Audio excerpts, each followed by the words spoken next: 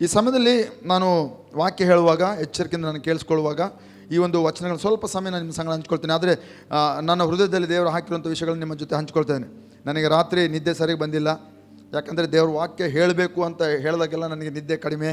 ಆದರೆ ನಾನು ಪ್ರಾರ್ಥನೆ ಮಾಡ್ತಾಯಿದ್ದೆ, ನಾನು ಹೆಚ್ಚು ಪವಿತ್ರಾತ್ಮನ ಸಂಗಡ ಮಾತನಾಡ್ತಿದ್ದೆ, ಏನು ವಾಕ್ಯ ಹೇಳಬೇಕು ಅಂತ ನಾನು ಕೇಳ್ತೇನೆ. ಯಾಕಂದರೆ ಅನೇಕ ಸಂಗತಿ ನನ್ನ ಮನಸ್ಸಿನಲ್ಲಿ ವಚನ ವಾಕ್ಯ ಹೇಳ್ಬೇಕಂದಾಗ ಎಷ್ಟೊಂದು ವಚನಗಳು ಬರ್ತದೆ. ಆದರೆ ನಾನು ಅದರಲ್ಲಿ ಪವಿತ್ರಾತ್ಮನ ಏನು ಹೇಳಬೇಕಂತ ಬಯಸ್ತದನೋ ಅದನ್ನು ನಾನು ಹೇಳಲಿಕ್ಕೆ ನಾನು ಭಾಳ ಪ್ರಾರ್ಥನೆ ಮಾಡ್ತಾಯಿದ್ದೆ. ಹಂಗೆ ಹೇಳಿ ನಾನು ನಿಮಗಿಂತ ಏನೋ ದೊಡ್ಡ ಪ್ರಾರ್ಥನೆ ಮಾಡೋಣ ಅಂತ ನಾನು ಹೇಳ್ಕೊಳ್ತಾ ಇಲ್ಲ, ಕೊಚ್ಚಿಕೊಳ್ತಾ ಇಲ್ಲ. ಆಮೆನ್. ದಯಮಾಡಿ ಈ ಒಂದು ವಾಕ್ಯಗಳನ್ನು ಕೇಳಿಸ್ಕೊಳ್ರಿ, ನಿಮಗೆ ಆಶೀರ್ವಾದವನ್ನು ತರುತ್ತದೆ. ಆಮೆನ್. ಓಕೆ, ಸೊ ನಮ್ಮ ದೇವರು ಆದಿಯಿಂದಲೂ ನಮ್ಮ ದೇವರ ಒಂದು ಗುಣಲಕ್ಷಣ ನೋಡ್ರಿ, ಯಾವಾಗಲೂ ನಾವು ದೇವರ ಒಂದು ಗುಣಲಕ್ಷಣ ಏನು ಅಂತ ನಾವು ಅರ್ಥಕೊಳ್ತಾ ಇರಬೇಕು. ಯಾಕಂದರೆ ದೇವರು ಆತನು ಸರ್ವಜ್ಞನಾಗಿದ್ದಾನೆ, ಸರ್ವಜ್ಞಾನಿ, ಸರ್ವವ್ಯಾಪಿ, ಸರ್ವಶಕ್ತನು, ಆತನು ಮಿತಿಯಿಲ್ಲದ ದೇವರಾಗಿದ್ದಾನೆ. ಸೊ ಆತನನ್ನು ನಾವು ಎಷ್ಟು ಅರ್ಥ ಮಾಡಿಕೊಳ್ತೇವೋ ಅಷ್ಟು ನಾವು ಆತನ ಬಗ್ಗೆ ನಮಗೆ ಜ್ಞಾನ ಬರ್ತದೆ, ಅಥವಾ ಆತನ ಬಗ್ಗೆ ಅರಿವಾಗ್ತದೆ, ಆತನ ಬಗ್ಗೆ ಸತ್ಯವು ನಮಗೆ ಬಯಲಾಗ್ತದೆ. ಯಾವಾಗ ಆ ಸತ್ಯವು ಆತನ ಬಗ್ಗೆ ನಮಗೆ ಪ್ರಕಟಣೆ ಆಗ್ತದೋ ನಮ್ಮ ಜೀವನ ಶೈಲಿಯಲ್ಲಿ ಅಂಥ ಒಂದು ಬದಲಾವಣೆಗಳು ಸಹ ಬರ್ತದೆ. ಯಾವಾಗ ನಾವು ದೇವರನ್ನು ಸರಿಯಾಗಿ ತಿಳಿದುಕೊಳ್ಳೋದಿಲ್ವೋ, ಒಂದು ವೇಳೆ ಉದಾಹರಣೆಗೆ ದೇವರು ಸ್ವಸ್ಥ ಮಾಡುವವನು ಅಂತ ನಾವು ತಿಳಿದುಕೊಳ್ಳದೆ ಹೋದರೆ, ನಾವು ದೇವರು ಸ್ವಸ್ಥ ಮಾಡಬಲ್ಲನಂತ ನಾವು ಅದನ್ನು ಅನುಭವಿಸೋದಿಲ್ಲ. ದೇವರು ಕ್ಷಮಿಸುವವನು ಅಂತ ನಾವು ಆತನನ್ನು ಅದನ್ನು ಅರ್ಥ ಮಾಡಿಕೊಳ್ಳದೆ ಹೋದರೆ, ಅದು ನಮಗೆ ಬಯಲಾಗದೆ ಹೋದರೆ ನಮ್ಮ ಜೀವಿತದಲ್ಲಿ ನಾವು ಕ್ಷಮೆಯನ್ನು ನಾವು ಅನುಭವಿಸೋದಿಲ್ಲ. ಆಮೆನ್. ದೇವರು ಪ್ರೀತಿಸಬಹುದು ಅನ್ನುವಂಥ ಒಂದು ಪ್ರಕಟಣೆ ನಮ್ಗೆ ಆಗಿಲ್ಲ ಅಂತಂದರೆ ನಾವು ಇತರನ್ನು ಪ್ರೀತಿಸಲಿಕ್ಕೆ ಆಗಲ್ಲ, ನಮ್ಮನ್ನು ಸಹ ನಾವು ಪ್ರೀತಿ ಮಾಡ್ಕೊಳ್ಳೋಕ್ಕಾಗಲ್ಲ. ಆಮೆನ್. ಎಂಥ ಒಂದು ಪಾಪಿ ಇರಲಿ, ಎಂಥ ಒಂದು ಕಡು ಪಾಪಿ ಇರಲಿ, ಇಡೀ ಬಳ್ಳಾರಿಗೆ ಅವನು ಬೇಡದೇ ಇರುವಂಥ ಒಂದು ಪಾಪಿ ಇರಲಿ, ಯೇಸು ಸ್ವಾಮಿ ಅಂಥ ಆ ಒಂದು ಪಾಪಿಗೋಸ್ಕರ ಆತನ ಈ ಲೋಕಕ್ಕೆ ಬಂದಂಥ ದೇವರಾಗಿದ್ದಾನೆ.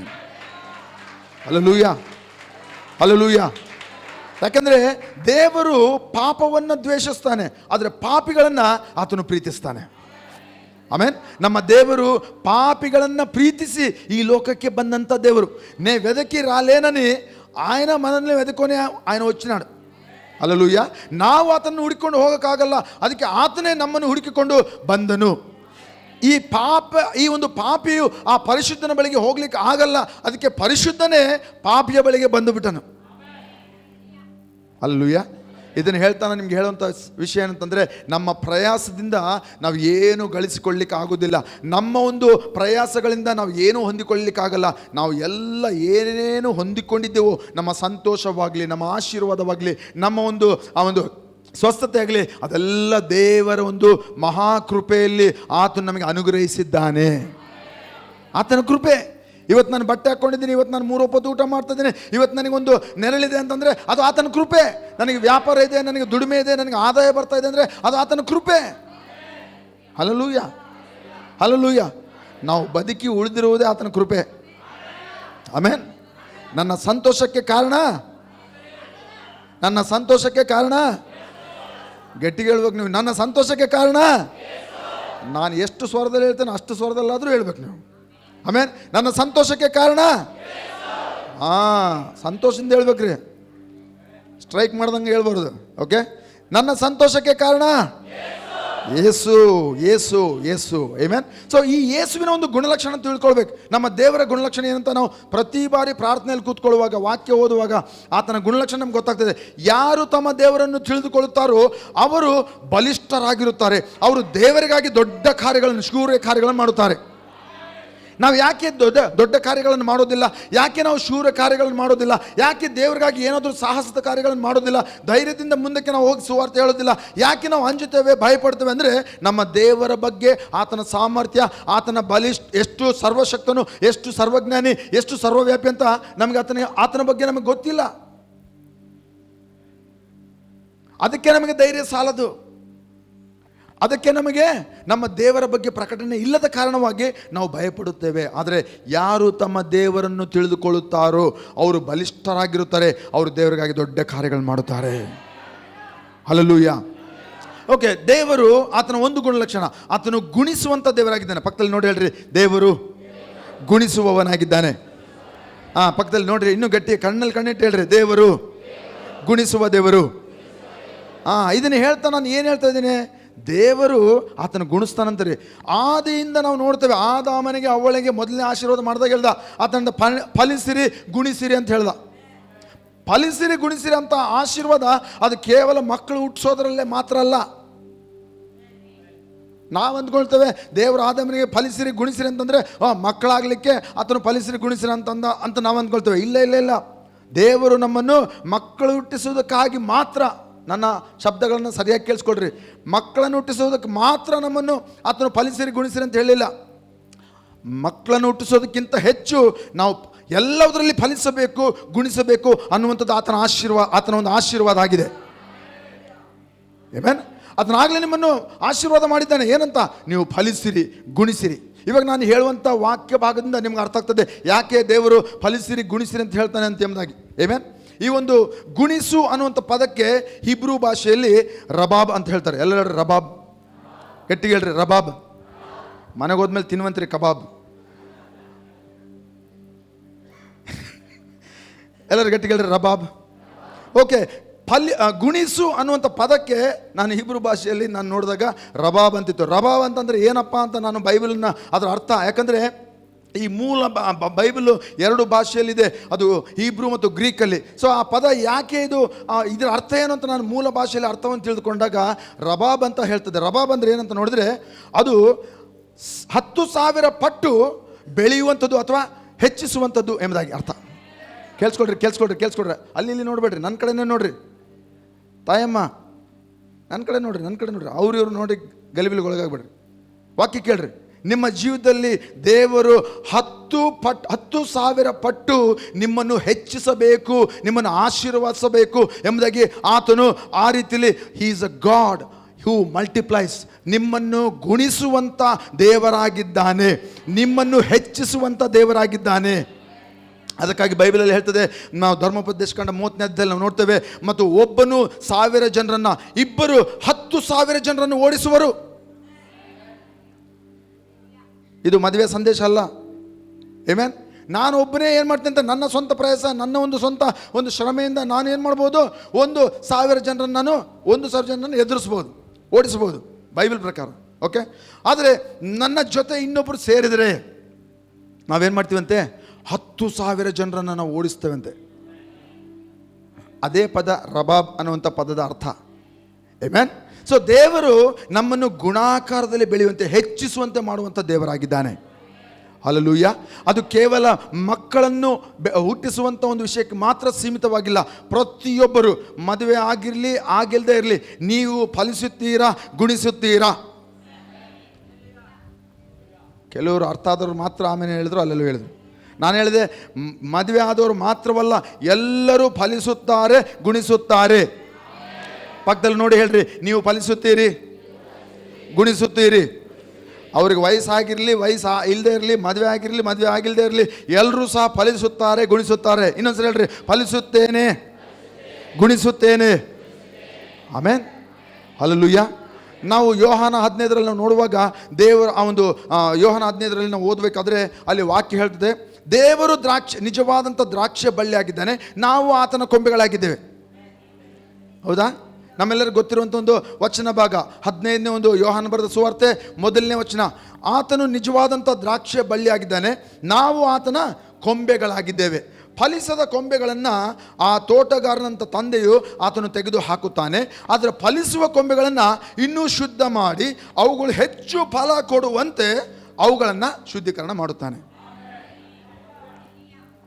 ಆಮೇಲೆ ಇದರಲ್ಲಿ ನಮಗೆ ಏನು ಅರ್ಥ ಆಗ್ತಾ ಇದೆ? ಆ ತಂದೆ ಆದಂಥ ದೇವರು ತೋಟಗಾರನು ಆತನು ಫಲಿಸುವಂಥ ಕೊಂಬೆಯನ್ನು ನೋಡಿ ಹೆಚ್ಚು ಫಲ ಕೊಡಬೇಕು ಅಂತ ಅದನ್ನು ಆತನು ಶುದ್ಧೀಕರಣ ಮಾಡುತ್ತಾ ಇದ್ದಾನೆ. ಯೋಹಾನ 15ನೇ ಅಧ್ಯಾಯ 3ನೇ ವಚನ. ಓಕೆ, ಆ ಕೊಂಬೆ ಹೆಚ್ಚು ಫಲಿಸಬೇಕೆಂಬುದಾಗಿ, ಎಲ್ಲರೂ ಹೆಚ್ಚು ಫಲಿಸಬೇಕೆಂಬುದಾಗಿ ಅದನ್ನೇನು ಮಾಡ್ತಾನಂತೆ? ಶುದ್ಧ ಮಾಡುತ್ತಾನೆ. ಆ ಗಿಡನ ಶುದ್ಧ ಮಾಡುತ್ತಾನೆ. ಹಲ್ಲೆಲೂಯಾ. ಇದರಿಂದ ಅರ್ಥ ಆಗೋದೇನಂತಂದರೆ ಹೆಚ್ಚು ಫಲ ಬೀರಬೇಕೆಂಬುದಾಗಿ. ನೀವು ಎಲ್ಲರೂ ಓದೋಣ. ಓಕೆ, ಯಾರಿಗೆ ಓದೋಕೆ ಬರ್ತದೆ ಓದೋಣ. ನೀವು ನನ್ನಲ್ಲಿ ನೆಲೆಗೊಂಡಿರ್ರಿ, ನಾನು ನಿಮ್ಮಲ್ಲಿ ನೆಲೆಗೊಂಡಿರುವೆನು. ಕೊಂಬೆಯು ಬಳ್ಳಿಯಲ್ಲಿ ನೆಲೆಗೊಂಡಿದ್ದರೆ ಹೇಗೆ ತನ್ನಷ್ಟಕ್ಕೆ ತಾನೇ ಫಲ ಕೊಡಲಾರದು, ಹಾಗೆಯೇ ನೀವು ನನ್ನಲ್ಲಿ ನೆಲೆಗೊಂಡಿದ್ದರೆ ಫಲ ಕೊಡು. ಓಕೆ, ನೀವು ನನ್ನಲ್ಲಿ ನೆಲೆಗೊಂಡಿರದಿದ್ದರೆ ಫಲ ಕೊಡಲಾರಿರಿ. ಓಕೆ, ನಾನೇ ದ್ರಾಕ್ಷಿ ಬಳ್ಳಿ, ನೀವು ಕೊಂಬೆಗಳು. ಒಬ್ಬನು ನನ್ನಲ್ಲಿಯೂ ನಾನು ಅವನಲ್ಲಿಯೂ ನೆಲೆಗೊಂಡಿದ್ದರೆ ಅವನೇ ಬಹಳ ಫಲ ಕೊಡುವನು. ಎಲ್ಲರೂ ಬಹಳ ಫಲ ಕೊಡುವನು. ಗಟ್ಟಿಗಳ್ರಿ, ಬಹಳ ಫಲ ಕೊಡುವನು. ದೇವರು ಆತನು ಬಹಳ, ನಾವು ಅಂದರೆ ಗುಣಾಕಾರ ಹೆಚ್ಚಿಸುವಂಥ ದೇವರು. ನಾನು ಹೇಳಿದೆ ರಬಾಬ್ ಅಂತ ಹೇಳಿದೆ. ದೇವರಿಗೆ ಹೆಚ್ಚು ನಮ್ಮಿಂದ ಆತನು ಅಪೇಕ್ಷಿಸುವಂಥ ದೇವರಾಗಿದ್ದಾನೆ. Amen, hallelujah. He will multiply you. ನಿಮ್ಮನ್ನು ಆತನು ಗುಣಾಕಾರದಲ್ಲಿ ಆತನು ಹೆಚ್ಚು ಮಾಡುತ್ತಾನೆ. ಸೊ ವಾಕ್ಯ ಏನು ಹೇಳ್ತದೆ ಅಂದರೆ, ನಾವು ಆತನಿಗೆ ಹೆಚ್ಚು ಫಲ ಕೊಡಬೇಕೆಂಬುದಾಗಿ ಆತನು ಬಯಸುತ್ತಾ ಇದ್ದಾನೆ. ಆಮೆನ್. ಆದರೆ ಒಂದು ವಿಷಯ, ಈ ಕೊಂಬೆ ಬಳ್ಳಿಯಲ್ಲಿ ಹೆಚ್ಚು ಫಲ ಕೊಡಬೇಕಂದ್ರೆ ಆ ಕೊಂಬೆ ಬಳ್ಳಿಯಲ್ಲೇ ಇರಬೇಕು. ಅರ್ಥ ಆದವರು ಆಮೇನ್ ಆಮೇನ್ ಆಮೇನ್ ಅಂತಂದ್ರೆ very good, very good. Okay, ಆ ಕೊಂಬೆ ಬಳ್ಳಿಯಲ್ಲೇ ಇರಬೇಕು. ಆಗ ಮಾತ್ರ ಹೆಚ್ಚು ಫಲ ಕೊಡಲಿಕ್ಕೆ ಸಾಧ್ಯ. ನಾವು ದೇವರನ್ನು ಬಿಟ್ಟು, ತಂದೆಯನ್ನು ಬಿಟ್ಟು ನಾವು ಹೆಚ್ಚು ಫಲ ಕೊಡಲಿಕ್ಕೆ ಆಗೋದಿಲ್ಲ. ನಮ್ಮ ಪ್ರಯಾಸದಲ್ಲಿ ನಾವು ಮಾಡಿದರೆ ಭಾಳ ಕಡಿಮೆ. ಆದರೆ ದೇವರ ಮೇಲೆ ನಾವು ಆತುಕೊಂಡು ಮಾಡುವುದಾದರೆ, ದೇವರಿಗೆ ನಾವು ಅಂಟಿಕೊಂಡಿರುವುದಾದರೆ, ದೇವರಲ್ಲಿ ನಾವು ಇರುವುದಾದರೆ, ದೇವರನ್ನು ನಾವು ಅಂಟಿಕೊಂಡು ಆತನಿಂದ ಎಲ್ಲ ಸಾರವನ್ನು ನಾವು ಕೊಂಬೆಗಳಲ್ಲಿ ಬರುವಂತೆ ನಾವು ಹೊಂದಿಕೊಂಡರೆ, ನಮ್ಮಲ್ಲಿ ಸಾರ, ನಾವು ಕೊಂಬೆ. ನಮಗೆ ಎಲ್ಲಿಂದ ಬರ್ತದೆ ಸಾರ? ಸಾರ ಅಂದ್ರೇನು? ಫಲ ಕೊಡುವಂಥ ಕ್ಷಮತೆ, ಫಲವತ್ತಾಗಿ ಎಲೆಗಳು ಮತ್ತು ಚಿಗುರುವಂಥ ಒಂದು ಸಾಮರ್ಥ್ಯ. ಆ ಸಾರ ಆ ಬಳ್ಳಿಯಿಂದ ನಮಗೆ ಸಿಗುತ್ತದೆ. ಹಲ್ಲೆಲೂಯಾ. ಅದು ಸಿಕ್ಕಾಗ ಏನಾಗ್ತದೆ? ನಾವು ಹೆಚ್ಚು ಫಲ ಕೊಡುತ್ತೇವೆ. Hallelujah, hallelujah. ಸೊ ಇದನ್ನು ಹೇಳ್ತಾ ದೇವರು ಹೆಚ್ಚು ನಿಮ್ಮಿಂದ ಅದು ಹೆಚ್ಚೆಚ್ಚು ಅದು ಹೆಚ್ಚಬೇಕು ಅಂತ ಆತನೊಂದು ಆಸೆ ಆಗಿದೆ, ಆತನೊಂದು ಬಯಕೆ ಆಗಿದೆ. ಅದಕ್ಕಾಗಿ ದೇವರು ನಮ್ಮನ್ನು ಏನು ಮಾಡಿದೆ ಅಂತಂದರೆ, ಆತನು ನಮ್ಮನ್ನು ತನ್ನ ನಿವಾಸ ಸ್ಥಳವಾಗಿ ಮಾಡಿದ್ದಾನೆ. ಹಲ್ಲೆಲೂಯಾ. ಕೊಂಬೆ ತನ್ನಷ್ಟಕ್ಕೆ ತಾನೇ ಹೋಗಿ ಎಗರ್ಕಂತ ಹೋಗಿ ಬಳ್ಳಿಯಲ್ಲಿ ಏರಕ್ಕೆ ಬರಲ್ಲ, ಹೌದಾ? ಕೊಂಬೆ ತನ್ನಷ್ಟಕ್ಕೆ ತಾನೇ ಹೋಗ್ಲಿಕ್ಕೆ ಸಾಧ್ಯ ಇಲ್ಲ. ಓಕೆ, ಆ ಕೊಂಬೆಯಿಂದನೇ ಅಂದರೆ ಬಳ್ಳಿಯಿಂದನೇ ಕೊಂಬೆ ಅದು ಹೊರ ಬರಬೇಕು. ಆಮೆನ್. ದೇವರಲ್ಲಿಂದನೇ ನಾವು ಹೊರ ಬರಬೇಕು. ಆಗ ಮಾತ್ರ ನಾವು ಆತನಲ್ಲಿ ಇದ್ದುಕೊಂಡು ನಾವು ಫಲಿಸಲು ಸಾಧ್ಯ. ಓಕೆ, ಇದನ್ನು ಹೇಳ್ತಾ ನಾನು ನಿಮಗೆ ಒಂದು ವಾಕ್ಯ ಭಾಗವನ್ನು ನಾನು ಓದಲಿಕ್ಕೆ ಇಷ್ಟಪಡ್ತೇನೆ.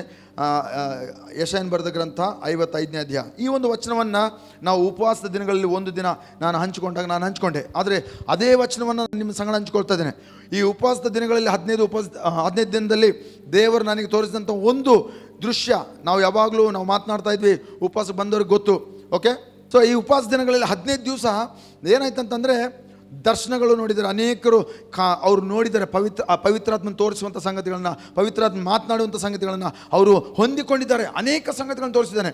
ಒಂದು ವಿಷಯ, ಪವಿತ್ರಾತ್ಮನು ನಮಗೆ ತೋರಿಸಿದಂಥ ಒಂದು ವಿಷಯದಲ್ಲಿ ಆತನು ಏನಂತಂದರೆ, ನಾನು ನೋಡ್ತಾರೆ ಉಪವಾಸ ಮಾಡುವಾಗ ದೇವರಂತೂ ಕೊಟ್ಟಂಥ ಒಂದು ದೃಶ್ಯ ಅಂತಂದರೆ, ಒಂದು ಬುಗ್ಗೆಯಿಂದ ಅದು ನೀರು ಚಿಮುಕುತ್ತಾ ಅದು ಮೇಲಕ್ಕೆ ಆಕಾಶಕ್ಕೆ ಹೋಗಿ ಅಲ್ಲಿ ತಲುಪುವಷ್ಟು ಅಷ್ಟು ಮೇಲೆ ಚಿಮ್ತಾ ಇದೆ ನೀರು. ಒಂದು ದೃಶ್ಯ ನಾವು ಉಪವಾಸ ದಿನಗಳಲ್ಲಿ ನಾವು ನೋಡಿದಂಥ, ಸಭೆಗಾಗಿ ನೋಡಿದಂಥ ಒಂದು ದೃಶ್ಯ. ಓಕೆ, ಆ ಬುಗ್ಗೆಯಿಂದ ಆಕಾಶದ ಕಡೆ, ಅಂದರೆ ತುದಿ ನೋಡೋಕ್ಕಾಗ್ತಿಲ್ಲ, ಹಿಂಗೆ ತಲೆ ಎತ್ತಿ ನೋಡಬೇಕು, ಅಷ್ಟು ಮೇಲೆ ಪುಟಿತಾ ಇದೆ, ಅಷ್ಟು ಮೇಲೆ ಅದು ಏನೋ ಉಕ್ಕಿ ಹರಿತಾ ಇದೆ. ಅಂಥ ಒಂದು ಬುಗ್ಗೆಯನ್ನು ನಾನು ನೋಡಿದೆ. ಅಷ್ಟು ಮೇಲಿಂದ ಅದು ನಾನು ಕೇಳಿದೆ, ದೇವರೇ ಸ್ವಾಮಿ, ಇಷ್ಟು ಮೇಲೆ ಇದು ಹೋಗಲಿಕ್ಕೆ ಇದು ಬುಗ್ಗೆ ಇದೆಯಲ್ಲ, ಇದು ಎಲ್ಲಿದೆಯಪ್ಪ? ದೇವರು ಹೇಳ್ತಾನೆ, ಅದು ನಿಮ್ಮಲ್ಲಿಯೇ ಇದೆ. ಅಂಥ ಒಂದು ಬುಗ್ಗೆಯನ್ನು ನಿಮ್ಮೊಬ್ಬೊಬ್ಬರಲ್ಲಿ ನಾನು ಇಟ್ಟಿದ್ದೇನೆ. ಹಲ್ಲೆಲೂಯಾ. ನಿಮ್ಮೊಬ್ಬೊಬ್ಬರಲ್ಲಿ ನಾನು ಆ ಬುಗ್ಗೆಯನ್ನು ಇಟ್ಟಿದ್ದೇನೆ. ಮತ್ತು ನಾನು ಕೇಳಿದೆ, ಮತ್ತು ಇಷ್ಟು ದಿವಸ ನಾನು ನೋಡಲಿಲ್ಲಲ್ಲಪ್ಪ, ಇದು ಯಾಕೆ ಇಷ್ಟು ಮೇಲೆ ಚಿಮ್ತಾ ಇದೆ?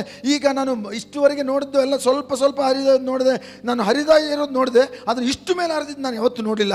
ಏನಪ್ಪ ಇದಕ್ಕೆ ಕಾರಣ ಅಂತ ಕೇಳಿದೆ. ಅವ್ರು ದೇವ್ರು ಹೇಳ್ತಾನೆ, ಮತ್ತು ಈ ಒಂದು ಇದಕ್ಕಿರುವಂಥ ರಭಸವಾಗಿ ಬರಲಿಕ್ಕೆ ಅದಕ್ಕೆ ನಿಯಂತ್ರಣ ನೀನೇ. ನಾನಲ್ಲ, ನಾನು ಅಂದ್ಕೊಂಡೆ ದೇವ್ರ ಹೆಂಗೆ ಬರಂಗೆ ಮಾಡ್ತಾನೆ ಅಂತ. ದೇವ್ರ ಅಂಥ ಸಾಮರ್ಥ್ಯವನ್ನು ಇಟ್ಟಿದ್ದಾನೆ. ಆದರೆ ಅದನ್ನು ಸಾಮರ್ಥ್ಯವನ್ನು ಕಡಿಮೆ ಮಾಡೋದು, ಹೆಚ್ಚು ಮಾಡೋದು ಅದು ನಮ್ಮ ಕೈಯಲ್ಲಿದೆ ಪ್ರಿಯರೇ. Hello, amen, hallelujah. ಓಕೆ, ಈಗ ನಾವು ಯೆಶಾಯನ ಬರೆದ ಗ್ರಂಥ 55ನೇ ಅಧ್ಯಾಯ ಓದಿಕೊಳ್ಳೋಣ. ಯೆಶಾಯನ ಬರೆದ ಗ್ರಂಥ 55ನೇ ಅಧ್ಯಾಯ. ಬೇಗ ನಾವು ವಾಕ್ಯವನ್ನು ನೋಡಿಕೊಳ್ಳೋಣ. ಕೇಳಿಸ್ಕೊಳ್ತಾ ಇದ್ದೀರಾ? ಎಲ್ಲರೂ ದೇವರು ನಮ್ಮನ್ನು ಫಲಿಸು, ಗುಣಿಸು ಎಂದು ಆಶೀರ್ವದಿಸಿದ್ದಾನೆ. ನಾನು ಫಲಿಸುತ್ತೇನೆ, ಗುಣಿಸುತ್ತೇನೆ. Amen, hallelujah. ಗುಣಿಸೋದಂದ್ರೆ ಹೆಂಗ? ರಬಾಬ್ ಅಂತ ಹೇಳಿದ್ನಲ್ಲ ಪದ, ಅದನ್ನ ಮರಿಬಾರ್ದು. ರಬಾಬ್ ಅಂದ್ರೇನು? 10,000 ಪಟ್ಟು ಹೆಚ್ಚು. ಗುಣಿಸುವಂಥ ಪದಕ್ಕೆ ಮೂಲ ಅರ್ಥ ಏನು ಹೇಳ್ತದೆ ಗೊತ್ತಾ? ಹೆಂಗೆ ಗುಣಿಸು ಅಂದರೆ, ಒಂದಿದೆ ಇದಕ್ಕೆ 10,000 ಪಟ್ಟು ಹೆಚ್ಚು. ಆಮೇಲೆ ನಿನ್ನ ಹತ್ರ ₹1 ಇದೆ ಅನ್ಕೊಳ್ಳಿ. ದೇವರು ನಿನ್ನ ಗುಣಿಸುವಂಥ ಆಶೀರ್ವಾದ ಮಾಡಿದ್ದೇನೆಂದರೆ ಆ ₹1 ನಿನಗೆ ₹10,000 ಆಗ್ತದೆ. ಅದು ರಬಾಬ್ ಅಂದ್ರೆ ಅರ್ಥ. ಓಕೆ, 55ನೇ ಅಧ್ಯಾಯ 1ನೇ ವಚನ ಇಲ್ಲಿ ಓದೋಣ. ಎಲೆ ಬಾಯಾರಿದ ಸಕಲ ಜನರೇ, ನೀರಿನ ಬಳಿಗೆ ಬನ್ನಿರಿ, ಹಣವಿಲ್ಲದವನು ಸಹ ಬರಲಿ, ಬನ್ನಿರಿ, ಕೊಂಡುಕೊಳ್ಳಿರಿ, ಉಣ್ಣಿರಿ, ಬಂದು ದ್ರಾಕ್ಷಾರಸವನ್ನು ಹಾಲನ್ನು ಹಣ ಕೊಡದೆ ಕ್ರಯವಿಲ್ಲದೆ ತೆಗೆದುಕೊಳ್ಳಿರಿ. ಹಲ್ಲೆಲೂಯಾ. ಓಕೆ, ಇಲ್ಲಿ ನಾನು ಹೇಳುವಂಥ ಈ ಓದಿದಂಥ ವಚನ ಭಾಗದಲ್ಲಿ ನೀವು ಅನೇಕ ಸಂಗತಿಗಳಿದೆ. ನೀವು ನನ್ನನ್ನು ಎಚ್ಚರಿಕೆಯಿಂದ ಕೇಳಿಸ್ಕೊಳ್ಬೇಕು, ಅಲ್ಲಿ ಇಲ್ಲಿ ನೋಡಬಾರ್ದು. ನಿಮ್ಗೆ ಅರ್ಥ ಆಗಬೇಕು ಅಂತಂದರೆ ನಾನು ಹೇಳುವಂಥ ಸಂಗತಿನ ಕೇಳಿಸ್ಕೊಳ್ರಿ, ಆಯಿತಾ? ಸೊ ಈ ಒಂದು ಯಾಕಂದರೆ ನಿಮ್ಗೆ ಅರ್ಥ ಆಗಬೇಕು ಅಂತ ನಾನು ಇದನ್ನು ಹೇಳ್ತಾ ಇದ್ದೀನಿ, ಆಯಿತಾ? ಸರಿ, ಈ ಒಂದು ಇದರಲ್ಲಿ ಗ್ರಂಥದಲ್ಲಿ ಆ ವಚನದಲ್ಲಿ ನಾವು ನೋಡ್ತೇವೆ, ಎಲೆ ಬಾಯಾರಿದ ಸಕಲ ಜನರೇ. ಓಕೆ, ಬಾಯಾರಿದ ಸಕಲ ಜನರು ಏನು ಮಾಡ್ಬೇಕಂತೆ? ನೀರಿನ ಬಳಿಗೆ ಬನ್ನಿರಿ. ಎಲ್ಲ ಹೇಳ್ರಿ, ನೀರಿನ ಬಳಿಗೆ ಬನ್ನಿರಿ. ಗಟ್ಟಿ ನೀರಿನ ಬಳಿಗೆ ಬನ್ನಿರಿ. ಇವಾಗ ಬಾಯಾರಿದವನು ಯಾರಿಲ್ಲಪ್ಪ, ಎಲ್ಲರಿಗೆ ನೀರಿನ ಅವಶ್ಯಕತೆ ಇದೆ, ಹೌದಾ? ನೀರಡಿಕೆ ಅನ್ನುವಂಥದ್ದು ಮೂಲಭೂತ ಒಂದು ಸೌಕರ್ಯ, ಅದು ಬೇಕೇ ಬೇಕು. ನೀವು ಊಟವಿಲ್ಲದಾದರೂ ಇರ್ಬೋದು ಒಂದು 10 ದಿವಸ, ಅಂದರೆ ಹೆಂಗೆಂಗೋ ಇರ್ತೀರಿ, ಆದ್ರೆ ಬದುಕಿರ್ತೀರಿ, ಸರಿನಾ? ಆದರೆ ನೀರಿಲ್ದಂಗೆ ಯಾರು ಇರ್ತಾರಪ್ಪ? ನೀರಿಲ್ದಂಗೆ ಯಾರು ಇರೋಕ್ಕಿಲ್ಲ, ಹೌದಾ? ಇಲ್ಲಿ ಹೇಳ್ತಾನೆ, ಬಾಯಾರಿದ ಸಕಲ ಜನರೇ, ಅಂದರೆ ಚರ್ಚ್ ಒಳಗಿರ್ಬೋದು, ಚರ್ಚ್ ಹೊರಗಿರ್ಬೋದು, ಯಾರೇ ಇರಲಿ, ನೀವು ಎಲ್ಲರೂ ನೀರಿನ ಬಳಿಗೆ ಬರಲೇಬೇಕು. ಇವಾಗ ಒಂದು ಹಳ್ಳಿ ಜನರೆಲ್ಲ ಹೇಳ್ತಾರೆ, ಊರಿಗೆ ಬಂದ ಮೇಲೆ ಕೆರೆಗೆ ಬರಲೇಬೇಕು ಅಂತ ಹೇಳ್ತೀವಿ. ಊರಿಗೆ ಬಂದ ಮೇಲೆ ಕೆರೆಗೆ ಬರಲೇಬೇಕು ಅಂದರೆ ನೀರಿಗೆ ಎಲ್ಲರೂ ಹೋಗಲೇಬೇಕು, ಎಲ್ಲರ ಅವಶ್ಯಕತೆ ಅದು. ಅವನು ಹಿರಿಯನಾಗಿರಲಿ ಅವನಿಗೆ ಬೇರೆ ನೀರು, ಅವನು ಕಿರಿಯನಾಗಿರಲಿ ಅವನಿಗೆ ಬೇರೆ, ಇಲ್ಲ ಎಲ್ಲರಿಗೂ ಅದೇ ಕಾರ್ಪೊರೇಷನ್ ಬಿಡೋ ನೀರೇ ಎಲ್ಲರ ಮನೆಗೆ ಬರೋದು. ಒಬ್ಬೊಬ್ಬರು ಅದು ಫಿಲ್ಟ್ರ್ ಇಟ್ಕೊಂಡಿರ್ತಾರೆ, ಕೈಯಿಂದ ಹಾಕೋ ಫಿಲ್ಟ್ರ್ ಇರ್ತದೆ, ಕೆಲವ್ರಿಗೆ RO ಫಿಲ್ಟ್ರ್ ಇರ್ತದೆ, ಕೆಲವ್ರಿಗೆ ಬೇರೆ ಬೇರೆ, ಅದು ರೊಕ್ಕ ಇದ್ದಂಗೆ ಅದು ಮಾಡ್ಕೊತಾರೆ. ಆದರೆ ಬರೋ ನೀರು ಮಾತ್ರ ಎಲ್ಲರೂ ಒಂದೇ. ಯಾಕೆ? ಎಲ್ಲರಿಗೂ ನೀರಿನ ಅವಶ್ಯಕತೆ ಇದೆ. ಆಮೇಲೆ ಇಲ್ಲಿ ನೀರು ಅಂತ ನೋಡೋ ಬದಲು ನಾವು ಅವಶ್ಯಕತೆ ಅಂತ ಹೇಳ್ರಿ, ಎಲ್ಲರ ಅವಶ್ಯಕತೆ. ಗಟ್ಟಿಗೆ ಹೇಳ್ರಿ, ಎಲ್ಲರಿಗೆ ಇರುವಂಥ ಅವಶ್ಯಕತೆ. ಇದು ಮೂಲಭೂತ ಅವಶ್ಯಕತೆ, ಅಂದರೆ ಪ್ರಥಮ ಅವಶ್ಯಕತೆ. ಇದು ಇಲ್ಲಂದ್ರೆ ಆಗೋದಿಲ್ಲಪ್ಪ. ಬಿರಿಯಾನಿ ತಿನ್ನೋವನಿಗೂ ನೀರು ಬೇಕು, ಗಂಜಿ ಕುಡಿದು ಹೊಟ್ಟೆ ತುಂಬಿಸ್ಕೊಳೋವನಿಗೂ ನೀರು ಬೇಕು,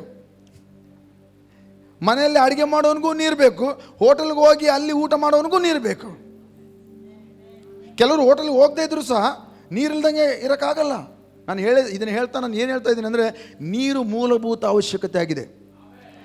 ಹಲ್ಲೆಲೂಯಾ. ಸೊ ದೇವರು ಹೇಳ್ತಾನೆ, ಎಲೈ ಬಾರಾಯಿದವರೇ, ನೀವು ನೀರಿನ ಬಳಿಗೆ ಬನ್ನಿರಿ. ಎಲ್ಲರೂ ನೀರಿನ ಬಳಿಗೆ ಬನ್ನಿರಿ. ನೀರು ಅದು ಏನು ಸೂಚಿಸ್ತದೆ ಅಂದರೆ ಪವಿತ್ರಾತ್ಮನನ್ನು ಸೂಚಿಸ್ತದೆ. ಅರ್ಥ ಆಗ್ತದೆ ಎಲ್ಲರಿಗೆ? ಓಕೆ, ಇಲ್ಲಿ ಅವಶ್ಯಕತೆ ನೀರು ಅಂದರೆ ನಾನು ಹೇಳುವಂಥದ್ದು ಪ್ರತಿಯೊಬ್ಬರಿಗೆ ಅವಶ್ಯಕತೆ ಇದೆ, ನನಗೂ ಅವಶ್ಯಕತೆ ಇದೆ. ನಿಮ್ಮೆಲ್ಲರ ಹತ್ರ ನಾನು ಬಂದು ಪ್ರಶ್ನೆ ಕೇಳೋದಾದರೆ ನೀವು ಕೂಡ ಹೇಳ್ತೀರ, ಅಣ್ಣ ನನಗೆ ಈ ಅವಶ್ಯಕತೆ ಇದೆ, ನನಗೆ ಹಣದ ಅವಶ್ಯಕತೆ ಇದೆ, ನನಗೆ ಆ ಅವಶ್ಯಕತೆ ಇದೆ, ನನಗೆ ಸ್ವಸ್ಥತೆ ಅವಶ್ಯಕತೆ ಇದೆ, ನನಗೆ ಬಿಡುಗಡೆ ಅವಶ್ಯಕತೆ ಇದೆ, ಇದು ಅದು ಮಕ್ಕಳ ಅವಶ್ಯಕತೆ, ವಿದ್ಯಾಭ್ಯಾಸ, ಅನೇಕ ಅವಶ್ಯಕತೆಗಳು ನಿಮಗಿದೆ. ಎಲ್ಲ ಅವಶ್ಯಕತೆಗಳನ್ನು ನಾನು ತೀರಿಸಲಿಕ್ಕಾಗಲ್ಲ, ಎಲ್ಲ ಅವಶ್ಯಕತೆಗಳನ್ನು ನಾನು ತೀರ್ಸೋಕ್ಕಾಗಲ್ಲ. ನನ್ನ ಹತ್ರ ಬಂದರೆ ನನ್ನ ಹತ್ರ ಏನಿದೆಯೋ ಅದನ್ನು ನಾನು ನಿಮ್ಗೆ ಕೊಡ್ಬೋದು. ಆದರೆ ದೇವ್ರು ಹೇಳ್ತಾನೆ, ಯಾವುದೇ ಅವಶ್ಯಕತೆ ಇರಲಿ ನೀರಿನ ಬಳಿಗೆ ಬರುವುದಾದರೆ, ಯಾವುದೇ ಅವಶ್ಯಕತೆ ಇರಲಿ ಅವನು ನೀರಿನ ಬಳಿಗೆ ಬರುವುದಾದರೆ ಹಣ ಇಲ್ಲದವನು ಸಹ ಕೊಂಡುಕೊಳ್ಳಬಹುದು. ಹಲೋ, ಈ ನೀರುಗಳ ಬಳಿಗೆ ಬಂದರೆ ಅದು ಬೇರೆ ನೀರೊಂದೇ ಕೊಟ್ಟು ತೃಪ್ತಿ ಮಾಡೋದಲ್ಲ. ಈ ನೀರಿನ ಬಳಿಗೆ ಹಣ ಇಲ್ಲದವನು ಕೂಡ ಬಂದು ಆ ಹಣವಿಲ್ಲದಂತೆ ಅಲ್ಲಿ ಏನು ಹೇಳ್ತದೆ ನೋಡ್ರಿ, ಕೊಂಡುಕೊಳ್ಳಿರಿ, ಬನ್ನಿರಿ, ಕೊಂಡುಕೊಳ್ಳಿರಿ. ಕೊಂಡುಕೊಳ್ಳೋದು ಅಂದರೆ ಏನು ಅರ್ಥ? ಕೊಂಡುಕೊಳ್ಳೋದು ಅಂದರೆ ಏನರ್ಥ? ಇವಾಗ ನಾವು ವೀರೇಶ್ ಅಂಗಡಿಗೆ ಹೋಗ್ತೀವಿ, ವೀರೇಶ್ ಅಂಗಡಿಗೆ ಹೋದ್ರೆ ನಾವು ಏನು ಕೊಂಡ್ಕೋಬೇಕಂತಂದಾಗ ವೀರೇಶ್ ಏನು ಮಾಡ್ತಾನೆ, ರೊಕ್ಕ ಇದ್ದರೆ ಮಾತ್ರ ಬರ್ಬೇಕು ನಮ್ಮ ಅಂಗಡಿಗೆ.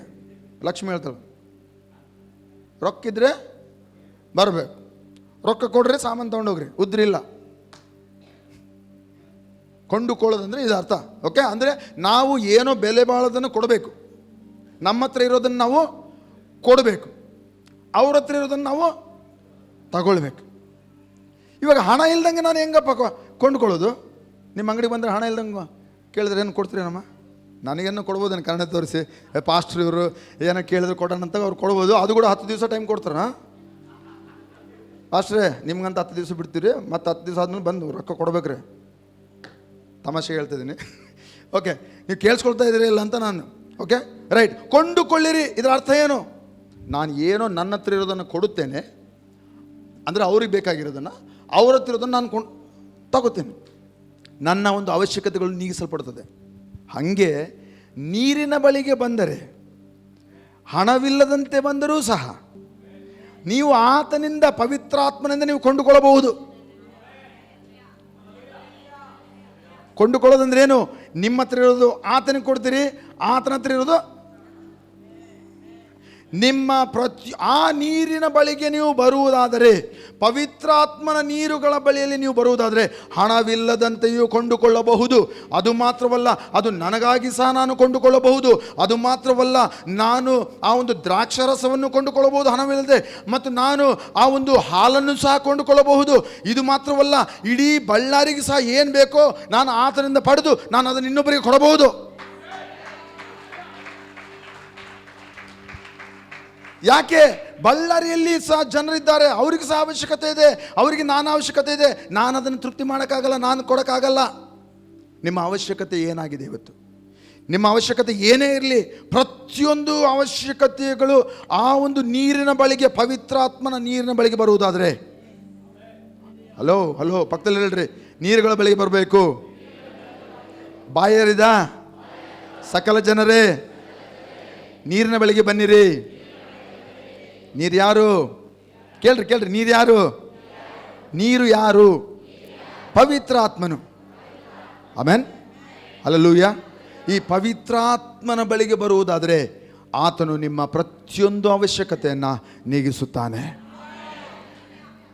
ಆತನು ನಿಮ್ಮ ಅವಶ್ಯಕತೆಯನ್ನು ಮಾತ್ರ ನೀಗಿಸುವಂಥದ್ದಲ್ಲ, ನಿಮ್ಮ ಮೂಲಕವಾಗಿ ಆ ಬಳ್ಳಾರಿ ಜನರಿಗೆ, ನಿಮ್ಮ ಸುತ್ತಮುತ್ತಲಿರುವಂಥ ಜನರಿಗೆ, ಇನ್ನೂ ರಕ್ಷಣೆಗೆ ಬರದೇ ಇರುವಂಥ ಜನರ ಅವಶ್ಯಕತೆಗಳನ್ನು ಸಹ ಆ ಒಂದು ನೀರಿನ ಬಳಿಯಲ್ಲಿ ನಾವು ತೀರಿಸ್ಬೋದು. Amen, hallelujah. ಅರ್ಥ ಆಯ್ತಾ? ನಾವು ನೋಡ್ತೇವೆ ಯೋಹಾನ ಬರೆದ ಸುವಾರ್ತೆ 7ನೇ ಅಧ್ಯಾಯ, ನೀನು ನಂಬುವುದಾದರೆ, 38ನೇ ಒಂದು ವಚನ, ನೀನು ನಂಬುವುದಾದರೆ. ಯಾರ್ಯಾರು ನಂಬ್ತಾ ಇದ್ದೀರೋ ನನ್ನನ್ನು ಎಚ್ಚರಿಕೆಯಿಂದ ಕೇಳಿಸ್ಕೊಡ್ರಿ. ಯಾರ್ಯಾರು ಯೇಸುವನ್ನು ನಂಬ್ತಾ ಇದ್ರೆ, ಯೇಸು ತಾನೇ ಸ್ವತಃವಾಗಿ ಹೇಳ್ತಾನೆ, ನೀನು ನಂಬುವುದಾದರೆ ನಿನ್ನ ಹೊಟ್ಟೆ ಒಳಗಡೆಯಿಂದ ಜೀವಕರವಾದಂಥ ನೀರುಗಳು ಉಕ್ಕಿ ಹರಿಯುತ್ತದೆ. ಹಲ್ಲೆಲೂಯಾ. ಇಂದು ಆ ನೀರು ಎಲ್ಲೋ ಹುಡುಕಿಕೊಂಡು ಹೋಗುವಂಥ ಅವಶ್ಯಕತೆ ಇಲ್ಲ.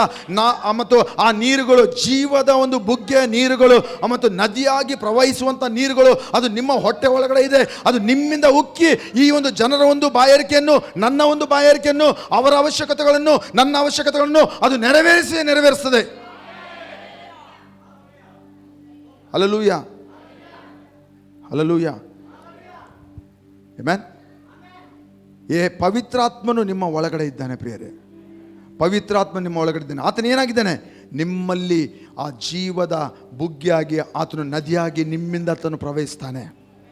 Amen, hallelujah. ಓಕೆ, ಇಲ್ಲಿ ನಾವು ನೋಡೋಣ 47ನೇ ಒಂದು ಎಜ್ಕೇಲ್ನ ಬರೆದ ಒಂದು ಗ್ರಂಥ, ಅದನ್ನು ಮತ್ತೆ ಬರೋಣ ವಾಪಸ್ಸು. ಎಜ್ಕೇಲ್ನ ಬರೆದ ಗ್ರಂಥ 47.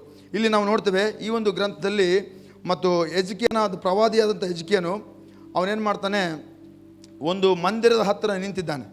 ಅವನು ಮಂದಿರ ಹತ್ತಿರ ನಿಂತಿರುವಾಗ ಅಲ್ಲಿ ನಾವು ದೇವದೂತನು ಬರುತ್ತಾನೆ. ದೇವದೂತನು ಬಂದು ಅವನಿಗೆ ಕಾಣಿಸಿಕೊಂಡು ಎಜ್ಕೇಲನಿಗೆ, ಎಲ್ಲಡ್ರಿ ಎಹೆಜ್ಕೇಯ ಯಾರೀತನು? ಪ್ರವಾದಿ. ಆತನು ಒಂದು ದರ್ಶನ ಕಾಣ್ತಾ ಇದ್ದಾನೆ. ದರ್ಶನದಲ್ಲಿ ಆತನು ಮಂದಿರದ ಬಳಿಗೆ ಬಂದಿದ್ದಾನೆ, ದ್ವಾರದ ಬಳಿ ಬಂದಿದ್ದಾನೆ. ಎಲ್ಲಡ್ರಿ ದ್ವಾರದ ಬಳಿ. ಹಾಂ, ಮಂದಿರದ ದ್ವಾರದ ಬಳಿ ಬಂದು ಆತನು ನೋಡ್ತಾ ಇದ್ದಾನೆ. ಅಲ್ಲಿ ದೇವದೂತನ ಬಂದು ಒಂದು ಕಟ್ಟಿಗೆಯನ್ನು, ಅಂದರೆ ಅಳೆಯುವ ಕಟ್ಟಿಗೆ, ಅಳತೆಯನ್ನು ಮಾಡುವಂಥ ಒಂದು ಕಟ್ಟಿಗೆ ಹಿಡ್ಕೊಂಡು ಆತನು ಅಲ್ಲಿ ಅಳಿತಾ ಇದ್ದಾನೆ. ಅದ್ರ ಬಗ್ಗೆ ಗಮನ ಹರಿಸ್ಬೇಡ್ರಿ, ಡೋಂಟ್ ಓಪನ್ ನಾವು. ಓಕೆ, ಅದು ಏನೋ ಅಳಿಯುವಂಥ ಒಂದು ಇದು ಏನೋ ಅಳತೆಯನ್ನು ಇಟ್ಕೊಂಡು ಎಜ್ಕೇಲನಿಗೆ ಹೇಳ್ತಾ ಇದ್ದಾನೆ, ಏನು ನೋಡ್ತಾ ಇದ್ದೀ? ಎಜ್ಕೇಲನ್ ಹೇಳ್ತಾನೆ, ಅಲ್ಲಿ ಮಂದಿರದಿಂದ ನೀರುಗಳು ಹರಿತಾ ಇರೋದನ್ನು ನೋಡ್ತಾ ಇರ್ತಾನೆ. ದ್ವಾರದಿಂದ, ಮಂದಿರದ ದ್ವಾರ, ಎಲ್ಲರೂ ಮಂದಿರ ದ್ವಾರ, ನೀರುಗಳು ಹರಿತಾ ಇದೆ. ಮಂದಿರದ ದ್ವಾರದಿಂದ ನೀರುಗಳು ಹಿಂಗೆ ಹರಿತಾ ಇದೆ, ಬಾಗಿಲಿಂದ ಹಿಂಗೆ ಹೊರಗಡೆ ನೀರು ಹೊರಗೆ ಹೋಗ್ತಾ ಇದೆ. ಓಕೆ, ಅಳತೆ ಮಾಡಿ ಎಷ್ಟಿದೆ ಅಂತ ದೇವದೂತನ ಅಳತೆ ಮಾಡ್ತಾನೆ. ಅಳತೆ ಮಾಡಿ ಅವ್ನಿಗೆ ಹೇಳ್ತಾನೆ, ಎಷ್ಟಿದೆ ಗೊತ್ತಾ? ಅವಾಗ ಎಚ್ಕೆಲ್ ಹೇಳ್ತಾನೆ, ಸ್ವಾಮಿ ಪಾದದ ಮಟ್ಟ ಇದೆ ಸ್ವಾಮಿ. ನೀರು ಎಷ್ಟಿದಂತೆ? ಎಲ್ಲ ಹೇಳ್ರಿ, ನೀರುಗಳು ಮಂದಿರದ ದ್ವಾರದಿಂದ ಹರಿಯುವಂಥ ನೀರುಗಳು ಪಾದದ ಮಟ್ಟ ಇದೆ. ಓಕೆ, ಪಾದದ ಮಟ್ಟ ಇದೆ. ಈ ಪಾದದ ಮಟ್ಟ ನೀರನ್ನು ನೋಡ್ದ, ಅಳತೆ ಮಾಡಿದ ಮೇಲೆ ಪಾದದ ಮಟ್ಟ ಇದೆ ಅಂತ ಹೇಳ್ದ. ಮತ್ತೆ ಇನ್ನು ಮುಂದಕ್ಕೆ ಹೋದ, ಇನ್ನೊಂದು 1000 ಅಡಿ ಮುಂದಕ್ಕೆ ಹೋಗಿ ಮತ್ತೆ ಅಳತೆ ಮಾಡ್ತಾನೆ. ದೇವದೂತನು ಜೊತೆಯಲ್ಲೇ ಇದ್ದಾನೆ ಎಚ್ಕೆಲ್ನು. ಮತ್ತೆ ಅವಾಗ ಅಳತೆ ಮಾಡಿ ನೋಡಿದಾಗ ಆ ಅಳತೆಯಲ್ಲಿ ಏನು ಕೇಳ್ತಾನೆ, ಎಷ್ಟಿದೆಪ್ಪ ಎಚ್ಕೆಲ, ಎಷ್ಟಿದೆ ಕೇಳಿಸ್ಕೊಡ್ರಿ ನನ್ನ. ಅವಾಗ ಹೇಳ್ತಾನೆ, ಮಟ್ಟ ಹೆಚ್ಚಾಗಿದೆ. ಏನಾಯಿತು? ಇದು ಇದು ಸೊಂಟದ ಮಟ್ಟವರೆಗೆ ಬಂದಿದೆ.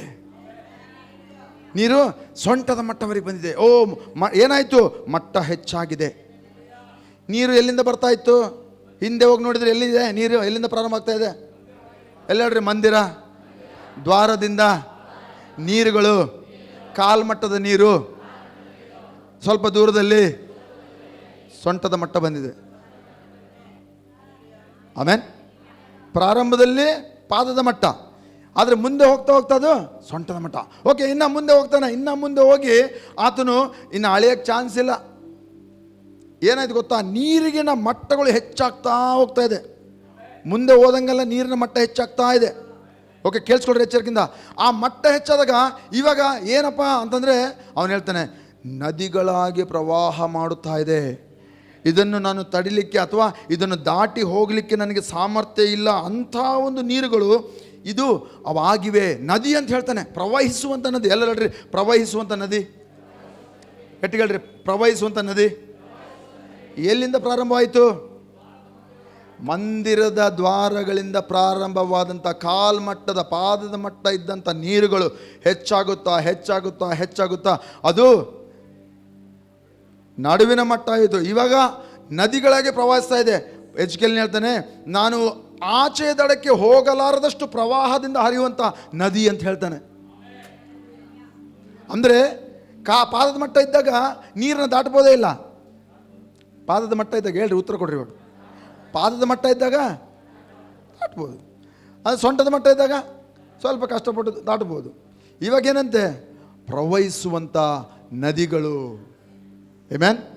ಎಚ್ಕೆಲ್ ಹೇಳ್ತಾನೆ, ಒಂದು ತೀರದಿಂದ ಇನ್ನೊಂದು ತೀರಕ್ಕೆ ಹೋಗ್ಲಿಕ್ಕೆ ಆಗ್ತಾಯಿಲ್ಲ ನದಿಗಳು. ನದಿನ ದಾಟಕ್ಕಾಗ್ತಿಲ್ಲ, ಅಷ್ಟು ಜೋರಾಗಿ ಪ್ರವಹಿಸ್ತಾ ಇದೆ. ಅಲ್ಲೂಯ. ನೀರುಗಳು ಎಲ್ಲಿಂದ ಬರ್ತಾ ಇದೆ? ಮಂದಿರದಿಂದ. ಇವತ್ತು ಅದು ಹಳೆ ಒಡಂಬಡಿಕೆಯಲ್ಲಿ ತೋರಿಸಿದಂಥ ಒಂದು ದರ್ಶನ. ಇವತ್ತು ಆ ಒಂದು ಮಂದಿರಗಳು ಯಾರಾಗಿದ್ದಾರೆ? ನಾವೇ ಆ ಮಂದಿರಗಳು. ಮತ್ತು ಆ ಒಂದು ಜಲಗಳು ಏನಾಗಿವೆ? ಅದು ನಮ್ಮ ಒಳಗಡೆಯಿಂದ ಉಕ್ಕುವಂಥ ಜೀವದ ಬುಗ್ಗೆ. ಆ ನೀರುಗಳು ಉಕ್ಕಿ ಉಕ್ಕಿ ಅದು ಹರಿತಾ ಇದೆ. ಆದರೆ ಅದು ಹರಿತಾ ಇದೆ, ಹರಿತಾ ಹರಿತಾ ನಾವು ನೋಡ್ತಾ ಇದ್ದೇವೆ. ಅದನ್ನು ಅಳತೆ ಮಾಡ್ತಾ ನೋಡ್ತಾ ನೋಡ್ತಾ ಹೋದಂಗೆಲ್ಲ ಮುಂದಕ್ಕೆ ಮುಂದಕ್ಕೆ ಹೋದ ಅಲ್ಲಿ ನೋಡ್ತೇವೆ ಅದು ಪಾದದ ಮಟ್ಟದಿಂದ ಸೊಂಟದ ಮಟ್ಟಕ್ಕೆ, ಸೊಂಟದ ಮಟ್ಟದಿಂದ ಈಜುವ ಮಟ್ಟಕ್ಕೆ, ಈಜುವ ಮಟ್ಟಕ್ಕೆ. ಮತ್ತು ಈಜುವ ಮಟ್ಟ ಇದ್ರೂ ಕೂಡ ಅದು ಆಚೆಗೆ ದಾಟ್ಲಿಕ್ಕಾಗಲ್ಲ, ಅಷ್ಟು ಪ್ರವಾಹದಿಂದ ಅದು ಬರ್ತಾ ಇದೆ. ಆಮೇನ್, ಹಲ್ಲೆಲೂಯಾ. ಓಕೆ, ಅಲ್ಲಿ ಎಚ್ಕೆಲ್ನ ಒಂದು ಗ್ರಂಥ ಅಲ್ಲಿ ಓದೋಣ. 7ನೇ ವಚನ ಓದೋಣ. 47:7 ಆಯ್ತಾ? ಓಕೆ. ನಾನು ಹಿಂದಿರುಗಲು ಆಹಾ, ತೊರೆಯ 2 ದಡಗಳಲ್ಲಿಯೂ ಅನೇಕ ವೃಕ್ಷಗಳು ಕಾಣಿಸಿದವು. ಎಚ್ಕೆಲ್ ಹೇಳ್ತಾ ಇದ್ದಾನೆ ಏನಂತೆ? ನೀರುಗಳು ಎಷ್ಟು ರಭಸವಾಗಿ ಹರಿತಾ ಇದೆ ಅಂದರೆ ಈ ಕಡೆಯಿಂದ ಆ ಕಡೆಗೆ ಹೋಗೋಕ್ಕಾಗ್ತಾಯಿಲ್ಲ, ಈಜಾಡೋಕ್ಕಾಗಲ್ಲ, ದಾಟಕ್ಕಾಗಲ್ಲ, ಅಷ್ಟು ನೀರು ರಭಸವಾಗಿದೆ. ಈಗ ನೀರುಗಳ ಎರಡೂ ಬದಿಯಲ್ಲಿ, ಈ ಕಡೆನೂ ನದಿಯ ಆ ಕಡೆನೂ, ಎರಡು ಕಡೆ ಏನಂತೆ? ಎಲ್ಲ ಹೇಳ್ರಿ, ಅನೇಕ ವೃಕ್ಷಗಳು. ಗಟ್ಟಿಗಳ್ರಿ, ಅನೇಕ ವೃಕ್ಷಗಳು. ನೋಡ್ರಿ, ಮಂದಿರದಿಂದ ನೀರು ಸ್ವಲ್ಪವಾಗಿ ಪಾದದ ಮಟ್ಟಕ್ಕೆ ಹರಿತಾ ಅದು ಮತ್ತು ಸೊಂಟದ ಮಟ್ಟಕ್ಕೆ ಹರಿಯುತ್ತಾ ಅದು ಈಜಾಡುವಷ್ಟು ಮತ್ತು ದಾಟಲಾರದಷ್ಟು ಪ್ರವಾಹಕ್ಕೆ ಹರಿಯುತ್ತಾ ಎರಡೂ ಬದಿಯಲ್ಲಿರುವಂಥ ಮರಗಳಿಗೆ ಅದು ಅನೇಕ ಮರಗಳನ್ನು ಅದು ಉತ್ಪತ್ತಿ ಮಾಡುವಂಥ ಒಂದು ನದಿಗಳಾಗಿದೆ. ನಿಮ್ಮ ಜೀವಿತದಲ್ಲಿ ಆ ಯೇಸು ಪವಿತ್ರಾತ್ಮನು ನಿಮ್ಮಲ್ಲಿ ಇರಿಸಿ ನಿಮ್ಮನ್ನು ಮಂದಿರವಾಗಿ ಮಾಡಿ ನಿಮ್ಮಿಂದ ಆ ಒಂದು ಜೀವದ ಹೊರತಗಳು, ಬುಗ್ಗೆಗಳು, ನದಿಗಳು ಹರಿಯುವಂತೆ ಮಾಡಿ ಆತನು ಮಟ್ಟವನ್ನು ಹೆಚ್ಚಿಸ್ತಾ ಆತನು ಅಲ್ಲಿ ಅನೇಕ ವೃಕ್ಷಗಳನ್ನು ಕಾಣಿಸುವಂತೆ ಮಾಡುತ್ತಾನೆ. ಕೆಲವ್ರಿಗೆ ಅರ್ಥ ಆಯಿತು. Alleluia, alleluia. ಅಂದರೆ ಇದರಲ್ಲಿ ಒಂದು ಅರ್ಥ ಮಾಡ್ಕೊಳ್ಬೇಕು. ನೀರುಗಳ ಮಟ್ಟ ಹೆಚ್ಚಾದರೆ ಅನೇಕ ವೃಕ್ಷಗಳು ಬರ್ತವೆ. ನೀರುಗಳ ಮಟ್ಟ ಹೆಚ್ಚಾದರೆ, ಪಕ್ಕದಲ್ಲಿ ನೋಡ್ರಿ, ನೀರುಗಳ ಮಟ್ಟ ಹೆಚ್ಚಾದರೆ, ಹೆಚ್ಚಾಗಿ ನದಿಯಾಗಿ ಹರಿದರೆ ಅನೇಕ ವೃಕ್ಷಗಳು. ಇವಾಗ ಒಂದು ಗಿಡದಲ್ಲಿ ಒಂದು ಹಣ್ಣಿದೆ ಅನ್ಕೊಡ್ರಿ, ಒಂದು ಮಾವಿನ ಹಣ್ಣು, ಒಂದು ಮಾವಿನ ಹಣ್ಣಲ್ಲಿ ಒಂದು ಬೀಜ, ಗೊಟ್ಟೆ, ಓಕೆನಾ? ಆ ಒಂದು ಗೊಟ್ಟೆನ ನೀವು ತೊಗೊಂಡೋಗಿ ಬೀಜನ ಬಿತ್ತಿದ್ರೆ ಮತ್ತೆ ಎಷ್ಟು ಹಣ್ಣು ಬರ್ತದೆ? ಒಂದು ಗೊಟ್ಟೆಯಿಂದ ಎಷ್ಟು ಹಣ್ಣು ಬರ್ತವೆ? ಮತ್ತೆ ಸಾವಿರಾರು. ಸೀಸನ್ ಬಂದಾಗೆಲ್ಲ ಹಣ್ಣು ಬರ್ತದೆ. ಒಂದು ಬೀಜದಿಂದ ಅಷ್ಟು ಬರ್ತದೆ. ಇಲ್ಲಿ ಅನೇಕ ವೃಕ್ಷಗಳು, ಈ ನೀರುಗಳ ನಿಮಿತ್ತವಾಗಿ ಅನೇಕ ವೃಕ್ಷಗಳು. ಅಂದರೆ ಇದರಲ್ಲಿ ಎಷ್ಟು ಫಲಗಳು ಬರಬೇಕು, ಆ ಫಲಗಳಿಂದ ಮತ್ತೆ ಇನ್ನೆಷ್ಟು ವೃಕ್ಷಗಳಾಗಬೇಕು, ಆ ಒಂದು ವೃಕ್ಷಗಳಲ್ಲಿ ಇನ್ನೆಷ್ಟು ಫಲಗಳಿರಬೇಕು. ನಮ್ಮ ದೇವರು ಗುಣಾಕಾರದಲ್ಲಿ ಬೆಳೆಸುವಂಥ ದೇವರಾಗಿದ್ದಾನೆ. ನಮ್ಮ ದೇವರು 1000 ಪಟ್ಟು, 1ರಿಂದ 1000 ಪಟ್ಟು ಬೆಳೆಸುವಂಥ ದೇವರಾಗಿದ್ದಾನೆ. ಒಬ್ಬರು 1000 ಜನರನ್ನು, ಇಬ್ಬರು 10,000 ಜನರನ್ನು ಓಡಿಸುತ್ತಾರೆ. Hallelujah, hallelujah. ನೋಡ್ರಿ, ಇನ್ನೊಂದು ಹೇಳ್ಬೇಕು ನಿಮಗೆ, ಈ ಮಟ್ಟನ ಹೆಚ್ಚು ಮಾಡ್ಕೊಳ್ಬೇಕ್ರಿ. ಈ ಮಟ್ಟ ಹೆಚ್ಚಾದ್ರೆ ನಾವು ಅನೇಕ ವೃಕ್ಷಗಳನ್ನು ಮುಂದೆ ನೋಡೋಣ. ಓಕೆ, ಮಟ್ಟಗಳನ್ನ ಹೆಚ್ಚು ಮಾಡೋದ್ರ ಬಗ್ಗೆ ಮಾತಾಡ್ತೀನಿ. ಓಕೆ, ಅದೇ ಎಜ್ಕೇಲನ ಗ್ರಂಥ 47ನೇ ಅಧ್ಯಾಯ, ರೀಡ್ ಇಟ್, 47 7ನೇ ವಚನ ಹೇಳ್ರಿ. ಅನೇಕ ವೃಕ್ಷಗಳು. ಓಕೆ, ಈಗ 8ನೇ ವಚನ ಹೋದ್ರಿ. 8ನೇ ವಚನ. ಆಗ ಅವನು ನನಗೆ ಹೀಗೆ ಹೇಳಿದನು, ಈ ಪ್ರವಾಹವು ಪೂರ್ವ ಪ್ರಾಂತಕ್ಕೆ ಹೊರಟು ಅರಬಾ ಎಂಬ ತಗ್ಗಿಗೆ ಇಳಿದು ಲವಣ ಸಮುದ್ರದ ಕಡೆಗೆ ಹರಿಯುವುದು. ಎಲ್ಲ ಹೇಳ್ರಿ, ಸಮುದ್ರದ ಕಡೆಗೆ ಹರಿಯುವುದು. ಗಟ್ಟಿ ಹೇಳ್ಬೇಕು. ನದಿಯ ನೀರುಗಳು ಸಮುದ್ರದ ಕಡೆಗೆ ಹರಿದವು. ಆಮೇನ್, ಹಲ್ಲೆಲೂಯಾ. ಅಲ್ಲಿ ಇನ್ನೊಂದು ವಚನ ಹೇಳ್ತದೆ, ಅರಬಾ ಅನ್ನುವಂಥ ತಗ್ಗಿನಲ್ಲಿ ಇಳಿದು, ಅಂದರೆ ತಗ್ಗು ಮುಚ್ಕೊಂಡು ಹೋಯ್ತು. ನಿಮ್ಮ ಜೀವನದಲ್ಲಿ ಏನೇನೋ ತಗ್ಗುಗಳಿದೆಯೋ, ಏನೇನೋ ಲಾಸ್ ಇದೆಯೋ, ಏನೇನೋ ಕುಂದು ಕೊರತೆಗಳಿದೆಯೋ, ಈ ನೀರುಗಳೆಲ್ಲ ಮುಚ್ಚಿಬಿಡ್ತದೆ. ಪವಿತ್ರಾತ್ಮನ ಒಂದು ನದಿಗಳು, ನೀರುಗಳು ಆ ಎಲ್ಲ ಕೊರತೆಗಳನ್ನು ಮುಚ್ಚಿ ನಿಮ್ಮನ್ನು ಸಮೃದ್ಧಿಯಾಗಿ, ನಿಮ್ಮನ್ನು ತೃಪ್ತಿಪಡಿಸುತ್ತಾ, ನಿಮ್ಮನ್ನು ಆಶೀರ್ವಾದ ಮಾಡುತ್ತಾ ಇತರರನ್ನೂ ಆಶೀರ್ವಾದ ಮಾಡುತ್ತದೆ. ನಮ್ಮೂರು ನೀವು ಆಮೇಲೆ ಹೇಳ್ಬೋದು. ಎಷ್ಟು ಆಮೇಲೆ ಹೇಳ್ತಾರೋ ಅಷ್ಟು ಸ್ವೀಕರಿಸ್ತಾ ಹೋಗ್ರಿ. ನಂಬಿಕೆಯಿಂದ ಆಮೇಲೆ ಹೇಳ್ರಿ. ನೀವು ಇದ್ದ ಹಾಗೆ ನಿಮ್ಮ ಜೀವಿತ ಇರೋದಿಲ್ಲ. ನಿಮ್ಮ ಜೀವಿತದಲ್ಲಿ ಯಾವ ಕುಂದು ಕೊರತೆ ಇರೋದಿಲ್ಲ. ಆ ನೀರುಗಳ ಮಟ್ಟವನ್ನು ಹೆಚ್ಚಿಸೋಣ. ಹಲ್ಲೆಲೂಯಾ. ಓಕೆ, ತಗ್ಗಿನಲ್ಲಿ ಇಳಿದು ಸಮುದ್ರದ ಕಡೆಗೆ ಹೋಯ್ತು. ಇಲ್ಲಿ ನೋಡ್ರಿ, ಈ ವಿಶೇಷತೆ ಸಮುದ್ರದ ಒಂದು ಕತೆ ಕೇಳ್ರಿ. ಈ ಸಮುದ್ರ ಲವಣ ಸಮುದ್ರ ಅಂತ ಹೇಳ್ತಾರೆ. ಅಂದರೆ ಇಂಗ್ಲೀಷಲ್ಲಿ ಡೆಡ್ ಸಿ. ಎಲ್ಲರಿ, ಡೆಡ್ ಸಿ, ಲವಣ ಸಮುದ್ರ ಅಂತ ಹೇಳ್ತಾರೆ. ಅಂದರೆ ಸತ್ತ ಸಮುದ್ರ. ಡೆಡ್ ಸಿ ಅಂದರೆ ಸತ್ತು ಹೋಗಿರೋಂಥ ಸಮುದ್ರ. ಈ ಡೆಡ್ ಸಿಯಲ್ಲಿ, ಅಂದರೆ ಲವಣ ಸಮುದ್ರದಲ್ಲಿ ಏನು ಲವಣಗಳಿಲ್ಲ, ಒಂದು ಮೀನು ಇಲ್ಲ. ಸೀರಿಯಸ್ಲಿ, ಡೆಡ್ ಸಿ ಇದೆ, ಅದರಲ್ಲಿ ಮೀನು ಇರಲ್ಲ. ಅದಕ್ಕೆ ಅದನ್ನು ಡೆಡ್ ಸಿ ಅಂತಾರೆ. ಅಲ್ಲಿ ಆ ನೀರಿನಲ್ಲಿ ಉಸಿರಾಡಲಿಕ್ಕೆ, ಮೀನು ಉಸಿರಾಡಲಿಕ್ಕೆ ಅಲ್ಲಿ ಆಮ್ಲಜನಕ್ಕಿಲ್ಲ. ನೀರಿನಲ್ಲಿ ಕೂಡ ಆಮ್ಲಜನಕ ಇದೆ, ಮೀನುಗಳು ಉಸಿರಾಡ್ತವೆ, ಮೀನುಗಳು ಬದುಕಲ್ಲ. ಅಂಥ ಒಂದು ಸತ್ತ ಸ್ಥಿತಿಯಲ್ಲಿರುವಂಥ ಸಮುದ್ರ ಇದು. ಓಕೆ, ಸಮುದ್ರ ದೊಡ್ಡದಾ ನದಿ ದೊಡ್ಡದಾ? ಗಟ್ಟಿಗೆ ಹೇಳ್ಬೇಕು. ಸಮುದ್ರ ದೊಡ್ಡದಾ ನದಿ ದೊಡ್ಡದಾ? ಸಮುದ್ರ ದೊಡ್ಡದು, ಹೌದಾ?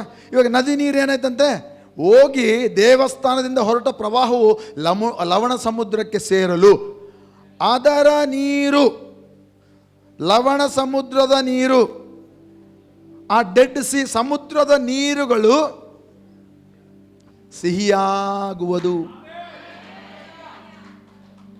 ಸಮುದ್ರದಲ್ಲಿ ನೀವು ಕೆಲವರು ಹೋಗಿದ್ರೆ ನಿಮ್ಗೆ ಗೊತ್ತಾಗ್ತದೆ. ಮಂಗಳೂರು, ಕಾರವಾರ ಅಲ್ಲೆಲ್ಲ ಹೋಗಿದ್ರೆ ನೀವು ನೀರು ಕುಡಿದ್ರೆ ನೀರು ಇನ್ನೊಂದ್ಸರಿ ನೀವು ಹಾಕೋಣಕ್ಕೆ ಹೋಗಲ್ಲ, ಉಪ್ಪಿರ್ತದೆ. ಮಾಮೂಲು ಸಮುದ್ರನೇ ಉಪ್ಪಿರ್ತದೆ, ಆದರೆ ಅದರಲ್ಲಿ ಜೀವ ಇರ್ತದೆ.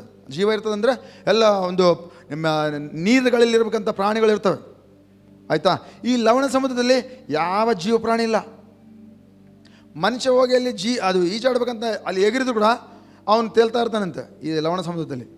ಯಾಕಂದ್ರೆ ಅದರಲ್ಲಿ ಜೀವ ಇಲ್ಲ, ಒಳಗೆ ಹೋಗಲ್ಲ, ಏನು ಒಳಗೆ ಹೋಗಲ್ಲ.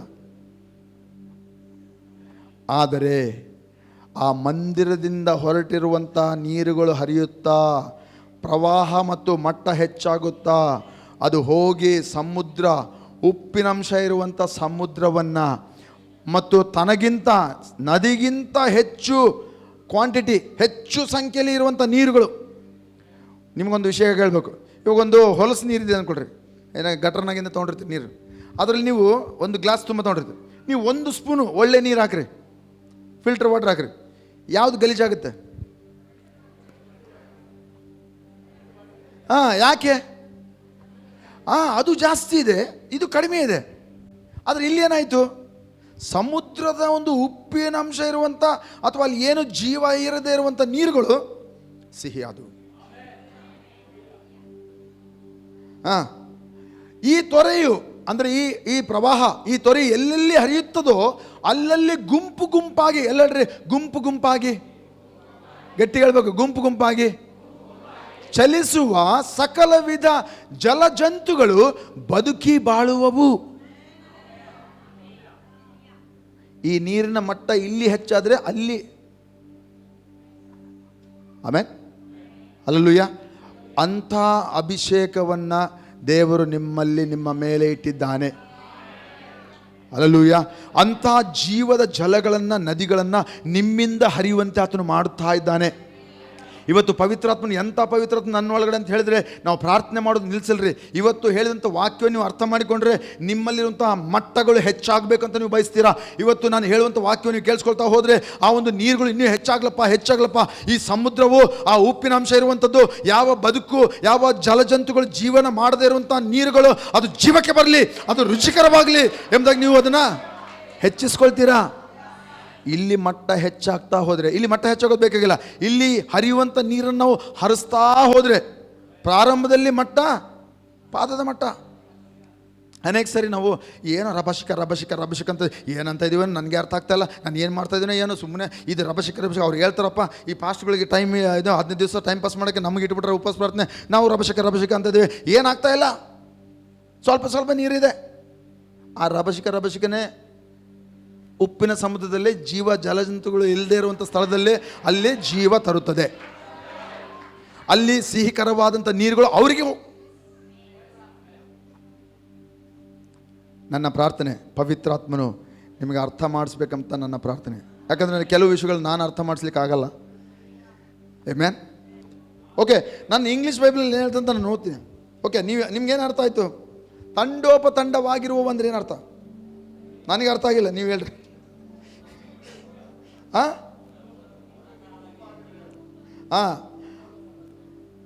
ಆ ದಿನ ಬರುವ ಎಲ್ಲ ಸ್ಥಳಗಳಲ್ಲಿ ಸಂಚರಿಸುವಂಥ ಸಮಸ್ತ ಜೀವಿಗಳು ಬದುಕುವವು ಮತ್ತು ಮೀನುಗಳು ಬಹು ದೊಡ್ಡ ಸಮೂಹವಾಗುವವು. ಅಲ್ಲಿ ಜೀವನೇ ಇಲ್ಲ, ಮೀನೇ ಸಿಗಲ್ಲ. ಅಂಥ ಸ್ಥಳದಲ್ಲಿ ಈ ನದಿಗಳು ಹೋಗಿ ಸೇರಿದಾಗ ದೊಡ್ಡ ಸಮೂಹವಾಗಿ ತಂಡೋಪತಂಡವಾಗಿರುವಂಥ ಮೀನುಗಳು ಅಲ್ಲಿ ಜೀವಿಸಿದುವಂತೆ. ಹಲ್ಲೆಲೂಯಾ. ಇವತ್ತು ನಿಮ್ಮ ಸುತ್ತಮುತ್ತಲಿರುವಂಥ ಆ ಉಪ್ಪು ನೀರುಗಳು, ಬಳ್ಳಾರಿಯಲ್ಲಿ ರಕ್ಷಣೆಗೆ ಬರದಿರುವಂಥ ಸತ್ತ ಸಮಾನಕ್ಕಿರುವಂಥ ಲವಣ ಸಮುದ್ರಗಳು, ಅವು ಏನೇ ಇರಲಿ, ನಿಮ್ಮ ಜೀವನದಂಥ ಯಾವುದೇ ಲವಣ ಸಮುದ್ರದ ಪರಿಸ್ಥಿತಿಗಳು, ರುಚಿ ಇಲ್ಲದಂಥ ಒಂದು ಸ್ಥಿತಿಗಳು ಮತ್ತು ಯಾವ ನಿರೀಕ್ಷೆ ಇಲ್ಲದಂಥ ಒಂದು ಸ್ಥಿತಿಗಳು, ಯಾವುದೇ ಸತ್ತ ಸಮಾನಕ್ಕಿರುವಂಥ ಒಂದು ಪರಿಸ್ಥಿತಿಗಳಿದ್ದರೆ ಈ ನೀರುಗಳು ನಾವು ಹೆಚ್ಚು ಮಾಡಿ ಅದನ್ನು ಹರಿಯುವಂತೆ ಮಾಡಿದರೆ, ಯಾರಾದರೂ ಇದ್ದೀರಾ ಹೆಚ್ಚು ಮಾಡೋರು? ಹಲ್ಲೆಲೂಯಾ. ಈ ನೀರುಗಳನ್ನು ಹೆಚ್ಚು ಮಾಡೋರು ಯಾರನ್ನು ಮಾಡೋದಾದರೆ ಆ ನೀರುಗಳು ಹರಿಯುತ್ತಾ ಅಲ್ಲಿರುವಂಥ ಎಲ್ಲ ಆ ಜೀವನೇ ಇಲ್ಲದಂಥ ನಿರ್ಜೀವ ನೀರುಗಳಿಗೆ ಜೀವ ತರುತ್ತದೆ, ಮೀನುಗಳು ಬರುವಂತೆ ಮಾಡುತ್ತದೆ, ಎರಡೂ ಬದಿಯಲ್ಲಿ ವೃಕ್ಷಗಳು ಬೆಳೆಯುತ್ತದೆ. ಬಳ್ಳಾರಿ ರಕ್ಷಣೆಗೆ ಬರ್ತದೆ. ಹೆಂಗೆ ಬರ್ತದೆ, ಹೆಂಗಾಗ್ತದೆ? ಅದು ಇಲ್ಲೇ ಇದೆ ರಕ್ಷಣೆ, ಆ ಪರಿವರ್ತನೆ ಇಲ್ಲೇ ಇದೆ, ಪರಿವರ್ತನೆ ಇಲ್ಲೇ ಇದೆ, ನಿನ್ನಲ್ಲೇ ಇದೆ. ಆ ಜೀವದ ನದಿಗಳು ನಿನ್ನಲ್ಲೇ ಇದೆ, ಜೀವದ ಬುಗ್ಗೆ ನಿನ್ನಲ್ಲಿದೆ. ಇದು ಪ್ರಾರಂಭದಲ್ಲಿ ಹೆಂಗಿತ್ತು? ಸ್ವಲ್ಪ ಕಾಲ್ಮಟ್ಟ ಹಗರಿ ಹರಿತಾ ಇತ್ತು. ಇವಾಗ ಏನಾಗಿದೆ? ಇವಾಗ ಪ್ರವಹಿಸುವಂಥ ಒಂದು ದೊಡ್ಡ ನದಿಯಾಗಿದೆ. ಅದಕ್ಕೆ ತಡೆಗಟ್ಟುವಂಥ ಕ್ಷಮತೆ ಯಾರಿಗೂ ಇಲ್ಲ. ಆ ನೀರು ಹೆಂಗಂದರೆ ಹರಿತಾ ನಾನು ನೋಡ್ತಾ ಇದ್ದ ಹಾಗೆ, ನಾನು ಆ ಉಪವಾಸದ ದಿನಗಳಲ್ಲಿ ನಾನು ನೋಡಿದಾಗ ಈ ಒಂದು ವಚನ ನನಗೆ ದೇವರು ಮಾತಾಡಿದಾಗ, ನೀರು ಎಷ್ಟು ಪ್ರವಾಹವಾಗಿ ಹರಿತಾ ಇದೆ ಅಂದರೆ ಬಗ್ಲಿಗಿರುವಂಥ ಎಲ್ಲ ಒಣಗಿದ ಕಟ್ಟಿಗೆ, ಹುಲ್ಲು, ವೇಸ್ಟ್ ಪದಾರ್ಥಗಳೆಲ್ಲ ಬರ್ಕೊಂಡು ಹೋಗ್ಬಿಡ್ತದೆ. ನಮ್ಮ ಲೈಫಲ್ಲಿ ಏನೇನು ನಮಗೆ ಬೇಡವಾಗಿದೆಯೋ ಅವೆಲ್ಲಗಳು ಈ ನೀರು ಪ್ರವಾಹ ಹೆಚ್ಚು ಮಾಡ್ಕೊಳ್ತಾ ಹೋದರೆ ಪ್ರತಿಯೊಂದು ವೇಸ್ಟ್ ಎಲ್ಲ ನಿಮಗೆ ಲಾಭದಾಯಕವಾಗ್ತದೆ. ಸೈತಾನ್ ಏನೇನು ನಿಮಗೆ ಲಾಸ್ ಮಾಡಲಿಕ್ಕೆ ಆತನ ತಂದಿದ್ದಾನೆ, ಒಣಗಿದ್ದು ಏನೇನು ಕಟ್ಟಿಗೆಗಳು ಬಿಟ್ಟಿದ್ದಾನೋ ಎಲ್ಲ ಕೊಚ್ಕೊಂಡು ಹೋಗ್ಬಿಡ್ತದೆ. Hallelujah, amen. ಈ ನೀರು ಹೆಂಗೆ ಹೆಚ್ಚು ಮಾಡೋದು? ನೀರು ನಾವು ಹೆಚ್ಚು ಮಾಡೋ ಅವಶ್ಯಕತೆ ಇಲ್ಲ. ಮಂದಿರದಿಂದ ಆ ಬರ್ತಾ ಇರುವಂಥ ನೀರುಗಳನ್ನು ನಾವು ಅದನ್ನು ಸತತವಾಗಿ ಹರಿಯುವಂತೆ ಮಾಡಬೇಕಷ್ಟೆ. ಅದು ಮುಂದೆ ಹೋಗಿ ಪ್ರವಾಹ ಆಗ್ತದೆ. ಹೆಚ್ಚಿಗೆ ಏನು ಹೆಚ್ಚು ಮಾಡಿದ್ನ? ದ್ವಾರದಲ್ಲಿ ಎಷ್ಟಿತ್ತು ನೀರು? ಪಾದದ ಮಟ್ಟನೇ. ನಾವಿವು ಸ್ವಲ್ಪ ಪ್ರಾರ್ಥನೆ, ಗಂಟೆ 2 ಗಂಟೆ ಸ್ವಲ್ಪ ಪ್ರಾರ್ಥನೆ, ರಭಸಿಕ ಸ್ವಲ್ಪ ಹೊರಗೆ ಬರಲಿ, ಒಳಗಿರುವಂಥ ಜೀವದ ನೀರುಗಳು ಹೊರಗಡೆ ಬರಲಿ. ಅದು ಬರ್ತಾ ಇರಬೇಕು, ಕನ್ಸಿಸ್ಟೆನ್ಸಿ ಇರಬೇಕು. ದೇವ್ರು ಹೇಳಿದ್ದೇನು ಗೊತ್ತಾ ನನಗೆ? ಅದು ಸತತವಾಗಿ ಬರ್ತಾ ಇರಬೇಕಷ್ಟೆ. ಇವಾಗ ತುಂಗಭದ್ರಾ ಡ್ಯಾಮ್ ಇಲ್ಲಿದೆ, ಇಷ್ಟು ದೊಡ್ಡದು. ಓಕೆ, ನಾನಿವಾಗ ಒಂದು ವಿಷಯ ಹೇಳ್ತೀನಿ ಕೇಳ್ರಿ. ಇದನ್ನು ನಾವು ಜಲಾಶಯ ಅಂತೀವಿ. ಅಂದರೆ ನೀರುಗಳು ಎಷ್ಟೋ ರಿಸರ್ವೈರ್, ಎಷ್ಟೋ ನೀರು, ಸುಮಾರು ನೀರು. ಆ ನೀರನ್ನ ಇವಾಗ ಬಿಟ್ಟರೆ ಏನಾಗ್ತದೆ? ಎಲ್ಲ ಹಳ್ಳಿಗಳು, ಎಲ್ಲ ಊರುಗಳು ಕೊಚ್ಕೊಂಡು ಹೋಗ್ತದೆ, ಹೌದಾ? ಆದರೆ ಅದು ಪ್ರಾರಂಭದಲ್ಲಿ ಇರುವಾಗ ಎಲ್ಲಿಂದ ಪ್ರಾರಂಭ ಆಯಿತು? ಒಂದು ತುಂಗ ಅನ್ನುವಂಥ ನದಿ ಎಲ್ಲೋ ಸಣ್ಣ ಹೊಳೆ, ಆ ಸಣ್ಣದಾಗಿ ಉಕ್ಕಿ ಹರಿತಾ ಇತ್ತು ಎಲ್ಲೋ. ಓಕೆ, ಭದ್ರಾ ಅನ್ನುವಂಥ ನದಿ ಇನ್ನೊಂದು ಕಡೆ ಎಲ್ಲೋ ಸ್ವಲ್ಪ ನೀರುಗಳು ಎಲ್ಲೋ ಸ್ಟಾರ್ಟ್ ಆಯಿತು. ಅದು ಪಾದಮಟ್ಟದೇ ಇರೋದು. ಅದು ಹರಿತಾ ಹರಿತಾ ಹರಿತಾ ಎರಡು ತುಂಗ ಭದ್ರಾ ಎರಡೂ ಸೇರಿ ಒಂದು ದಿಕ್ಕಿಗೆ ಬಂದು ಒಂದು ಸ್ಥಳಕ್ಕೆ ಬಂದು ಸಂಗ್ರಹಿಸಲ್ಪಟ್ಟವು. ಎಲ್ಲೋ ಇರುವಂಥ ಜಲೆ, ಕನ್ನಡದಲ್ಲಿ ಹೇಳ್ತೀನಿ ಅರ್ಥ ಮಾಡ್ಕೊಳ್ರಿ, ಎಲ್ಲೋ ಇರುವಂಥ ಚಿಕ್ಕ ಮಾತ್ರದಂಥ ಜಲೆ ಜಲಾಶಯವಾಗಿ ಮಾರ್ಪಟ್ಟಾಯಿತು. ನಿಮ್ಮ ಜೀವಿತದಲ್ಲಿ ಪ್ರಾರ್ಥನೆಯನ್ನು ಸತತವಾಗಿ ಮಾಡ್ತಾಯಿದ್ರೆ, ಕನ್ಸಿಸ್ಟೆನ್ಸಿ ಈಸ್ ವೆರಿ ಇಂಪಾರ್ಟೆಂಟ್. ಕೇಳಿಸ್ಕೊಡ್ರಿ ಎಚ್ಚರಿಕೆಯಿಂದ. ಸತತವಾಗಿ ಮಾಡುವಂಥ ಪ್ರಾರ್ಥನೆ ಅಂದರೆ ದಿನಾಲು ನಾನು ಪ್ರಾರ್ಥನೆ ಮಾಡಬೇಕು, ದಿನಾಲು ಅನ್ಯ ಭಾಷೆಯಲ್ಲಿ ಮಾತಾಡಬೇಕು, ದಿನಾಲು ನಾನು ವಾಕ್ಯ ಓದಬೇಕು. ಪ್ರತಿದಿನ ನೀವು ಏನು ಮಾಡ್ತಿರೋ ಅದು ಭಾಳ ಪ್ರಾಮುಖ್ಯ. ನಿಲ್ಲಿಸದಂತೆ ಹರಿಯುವಂಥದ್ದನ್ನು ಮಾಡಬೇಕು. Hallelujah, hallelujah. ಅನ್ಯ ಭಾಷೆ ಮಾತಾಡೋದಾಗಲಿ, ಈ ಒಂದು ನೀರುಗಳು ಸತತವಾಗಿ ಹರಿಯುವಾಗ ಅದು ದೊಡ್ಡ ಪ್ರವಾಹವಾಗಿ ಇಡೀ ಬಳ್ಳಾರಿಗೆ ಏನು ಅವಶ್ಯಕತೆ ಇದೆಯೋ ಅದು ನೀಗಿಸಲಿಕ್ಕೆ ಸಾಧ್ಯವಿದೆ. ಲೋಕದಲ್ಲಿರುವವನಿಗಿಂತ ನಿಮ್ಮಲ್ಲಿರುವವನು ದೊಡ್ಡವನು, ಬಲಿಷ್ಠನು, ಸ್ವಸ್ಥ ಮಾಡುವವನು, ಬಿಡುಗಡೆ ಕೊಡುವವನು, ಬಳ್ಳಾರಿಯನ್ನು ಪರಿವರ್ತನೆ ಮಾಡಲಿಕ್ಕೆ ಸಮರ್ಥನಾಗಿದ್ದಾನೆ. ಹಲ್ಲೆಲೂಯಾ. ಇನ್ನೊಂದು ರೀತಿಯಲ್ಲಿ ನಾವು ನೀರುಗಳನ್ನ ಹೆಚ್ಚು ಮಾಡೋದು, ಇನ್ನೊಂದು ಅಂದರೆ ನೀರು ಹೆಚ್ಚು ಮಟ್ಟ. ಓಕೆ, ಇದನ್ನು ನಾನು 2 ವಿಷಯಗಳನ್ನ ಹೇಳ್ತೇನೆ. ಸೊ ನೀರು ಹರಿಯುವಾಗ ಮಟ್ಟನ ಅಳತೆ ಮಾಡಿದ್ರಲ್ಲ, ಯಾರು ಮಾಡಿದರು? ಎಲ್ಲರೂ ದೇವದೂತನು ಅಳತೆಯನ್ನು ಮಾಡಿ ಯಾರಿಗೆ ಕೇಳ್ದ? ಎಜ್ಕೀಯೇಲನಿಗೆ ಕೇಳ್ದ. ಅಂದರೆ ನಮ್ಮ ನೀರುಗಳು ಮಟ್ಟ ಎಷ್ಟಿದೆ ಅಂತೇಳಿ ನಾವು ಅಳತೆ ಮಾಡಬೇಕು, ಗಮನಿಸ್ಕೋಬೇಕು. ನೀನು ಎಷ್ಟು ಅನ್ಯ ಭಾಷೆ ಮಾತಾಡ್ತಾ ಇದ್ದೀ, ನಮ್ಮ ಬಗ್ಗೆ ನಮ್ಗೆ ನಾವು ನೀರೇ ಹರಿದಂಗೆ ನಾವೇನು ಮಾಡ್ತೀವಿ ಗೊತ್ತಾ? ಎಲ್ಲ ಬೇಕಪ್ಪ ಬೇಕಪ್ಪ ಬೇಕಪ್ಪ, ಆಶೀರ್ವಾದ ಪ್ರಾರ್ಥನೆ ಮಾಡಬೇಕು. ಅನ್ಯ ಭಾಷೆಯಲ್ಲಿ ಹೊರ ಕೊಟ್ಟಿದ್ದಾನೆ ದೇವರು, ಪವಿತ್ರಾತ್ಮ ನಿಮ್ಮಲ್ಲಿದ್ದಾನೆ, ಆ ನೀರಿನ ಹೊರತುಗಳು ನಿಮ್ಮಲ್ಲಿದೆ. ಮನೇಲಿ ಏಕಾಂಗಿರುವಾಗ ಪ್ರಾರ್ಥನೆ ಮಾಡಿರಿ, ಆಫೀಸ್ಗೆ ಹೋದಾಗ ಪ್ರಾರ್ಥನೆ ಮಾಡಿರಿ, ಪ್ರಯಾಣದಲ್ಲಿರುವಾಗ ಪ್ರಾರ್ಥನೆ ಮಾಡಿರಿ, ಎಲ್ಲ ಸಮಯದಲ್ಲಿ ಪ್ರಾರ್ಥನೆ ಮಾಡಿರಿ. ಅನ್ಯ ಭಾಷೆಯಲ್ಲಿ ಮಾತನಾಡಲಿಕ್ಕೆ ನಾವು ದೇವರು ಏನು ನಮಗೆ ಇದೊಂದು ಅನ್ಯ ಭಾಷೆ ಯಾಕೆ ಕೊಟ್ಟ ದೇವರು ಅಂತ ನಾನು, ನಮ್ಮ ಭಾಷೆಯಲ್ಲಿ ನಾವು ಪ್ರಾರ್ಥನೆ ಮಾಡ್ಬೋದಲ್ಲ, ದೇವ್ರು ಯಾಕೆ ನಮ್ಗೆ ಅನ್ಯ ಭಾಷೆಯಲ್ಲಿ ಕೊಟ್ಟ?